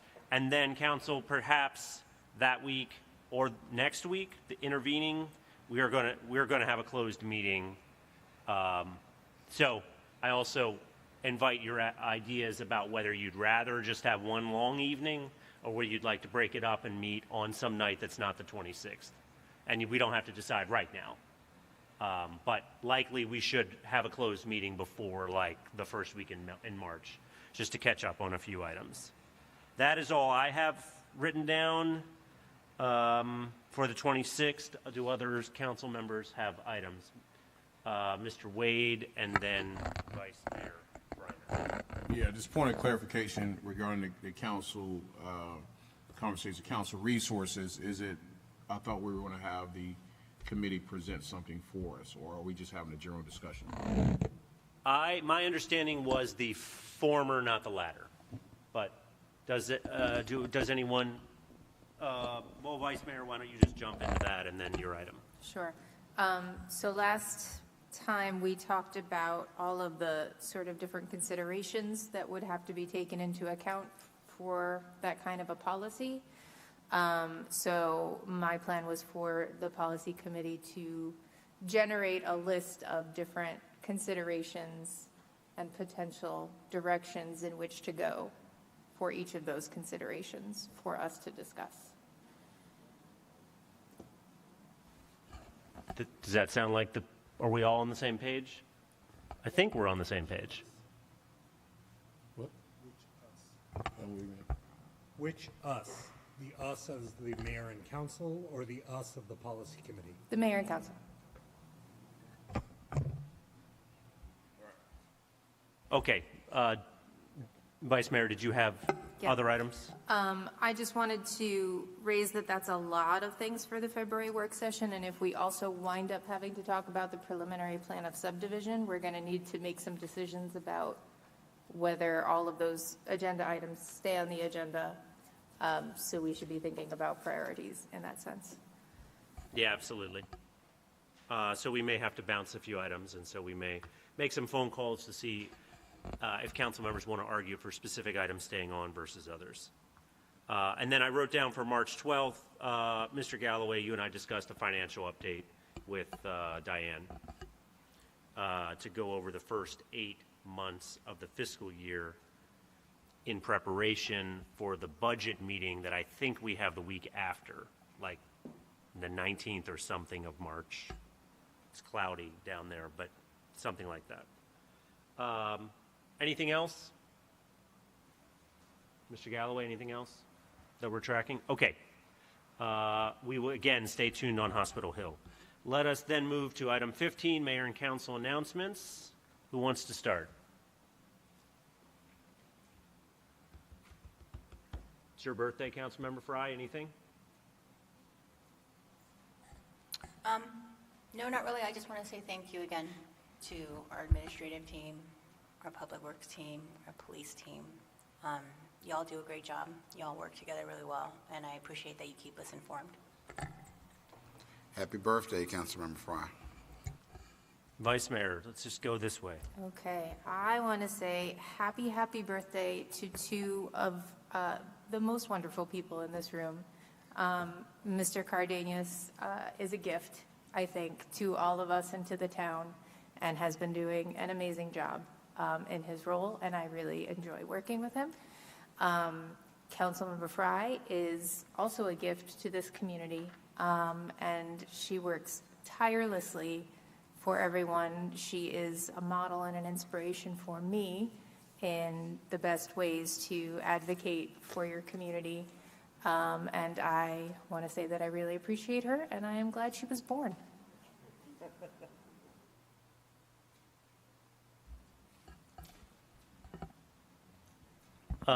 Okay, Councilmember Wade is going to do it. We'll just go right down there then. Just a reminder, next week, the PGSMA monthly meeting is at Glen Arden on Thursday, the 19th, from 7 to 10. Please support. As you know, we hosted last month, so if you can come out and make it, please make that. And just a shout out to my daughter. She will be turning 26 on Sunday. Savannah, we love you dearly and very extremely proud of you. I yield back. Thank you, Mr. LeGloahec. I was surprised. I thought he was going to say Happy Valentine's Day to his wife, so I have to say Happy Valentine's Day to my wife. And my father, who was born in France, always used to get out of it by saying they don't celebrate Valentine's Day in France, so he never came home with flowers or anything from my mother. But a little birdie told me tonight that it's Deputy Chief Krause's wedding anniversary on Saturday. So got married in a blizzard on Valentine's Day. Yeah. But I am here tonight to shamelessly promote the St. Ambrose Men's Club Spaghetti Dinner, which will be on February 22nd in Fannin Hall at St. Ambrose Church from 3 to 7 p.m. For $13 for adults, $9 for kids. Kids under 5 will eat free. Takeout will be available also for $13. You will get pasta, sauce, sausage, meatballs, salad, garlic bread, all you can eat, dessert, drinks, beer, wine. There will be vegetarian and vegan sauce. There will be gluten-free pasta, whole wheat pasta. Girl Scout cookies will be for sale. We will have raffle baskets, which are the highlight of the evening. And we will have a 50-50 raffle. There will be the money wheel. We will have tear-offs. It is the highlight of this winter season here in Cheverly. If you haven't been before, what are you waiting for? If you've been before, you know, and I will see you there on Sunday the 22nd. That was shameless. I said that was shameless. You weren't. Mr. Tanzi, anything? Okay, so that leaves the ball in my court. I first want to plug the 55 and up brunch that's tomorrow, and thank the staff and everyone who has done the preparation for that. That is at 12 noon on Friday the 13th of February in this room at 12 noon, correct? Thank you. And so thank you to the town clerk and others who have done a lot of work to prepare it. So that's the positive part. I think I really struggled with this next part about how to address some of the things that are going on in the country, in other cities such as Minneapolis and elsewhere. I have generally stayed, in my time in public office, stayed away from political issues or national and international issues. I think I have grown increasingly concerned about the direction that, frankly, federalism is headed in the United States. And so I feel compelled to say a few things about, as the elected mayor of Cheverly, about how a city should function and how the federal and state government should relate to a city. And because I think that's sort of the unique vantage point that Cheverly residents have elected us to. So I have kind of a jumble of thoughts that I want to quickly share, and then I'll try to write up something for the newsletter that's a little more coherent. But you know, I think I just have to say, like, as a mayor, I feel a lot of concern for cities and towns around America who are being treated inappropriately by the federal government and whose residents are being, in many cases, terrorized by the federal government.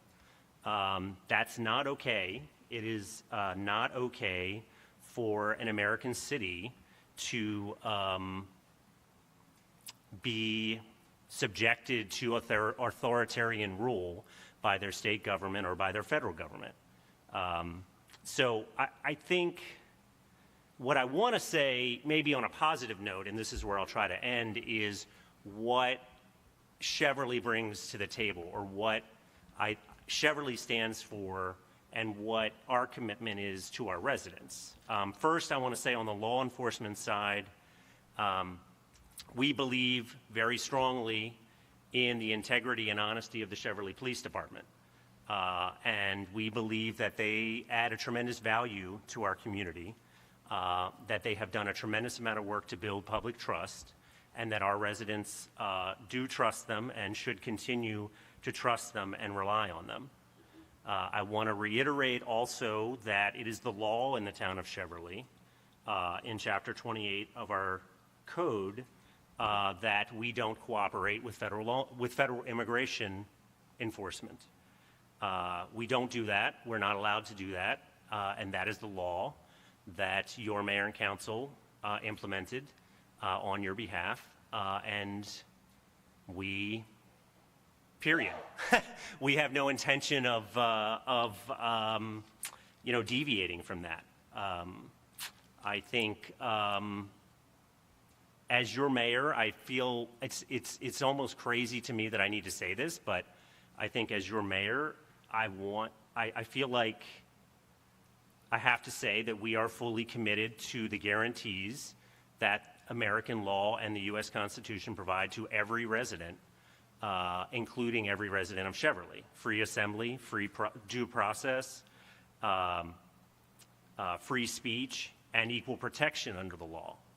I didn't think I'd have to say those things out loud, but I think anyway, it's time to say them out loud. I think in Cheverly,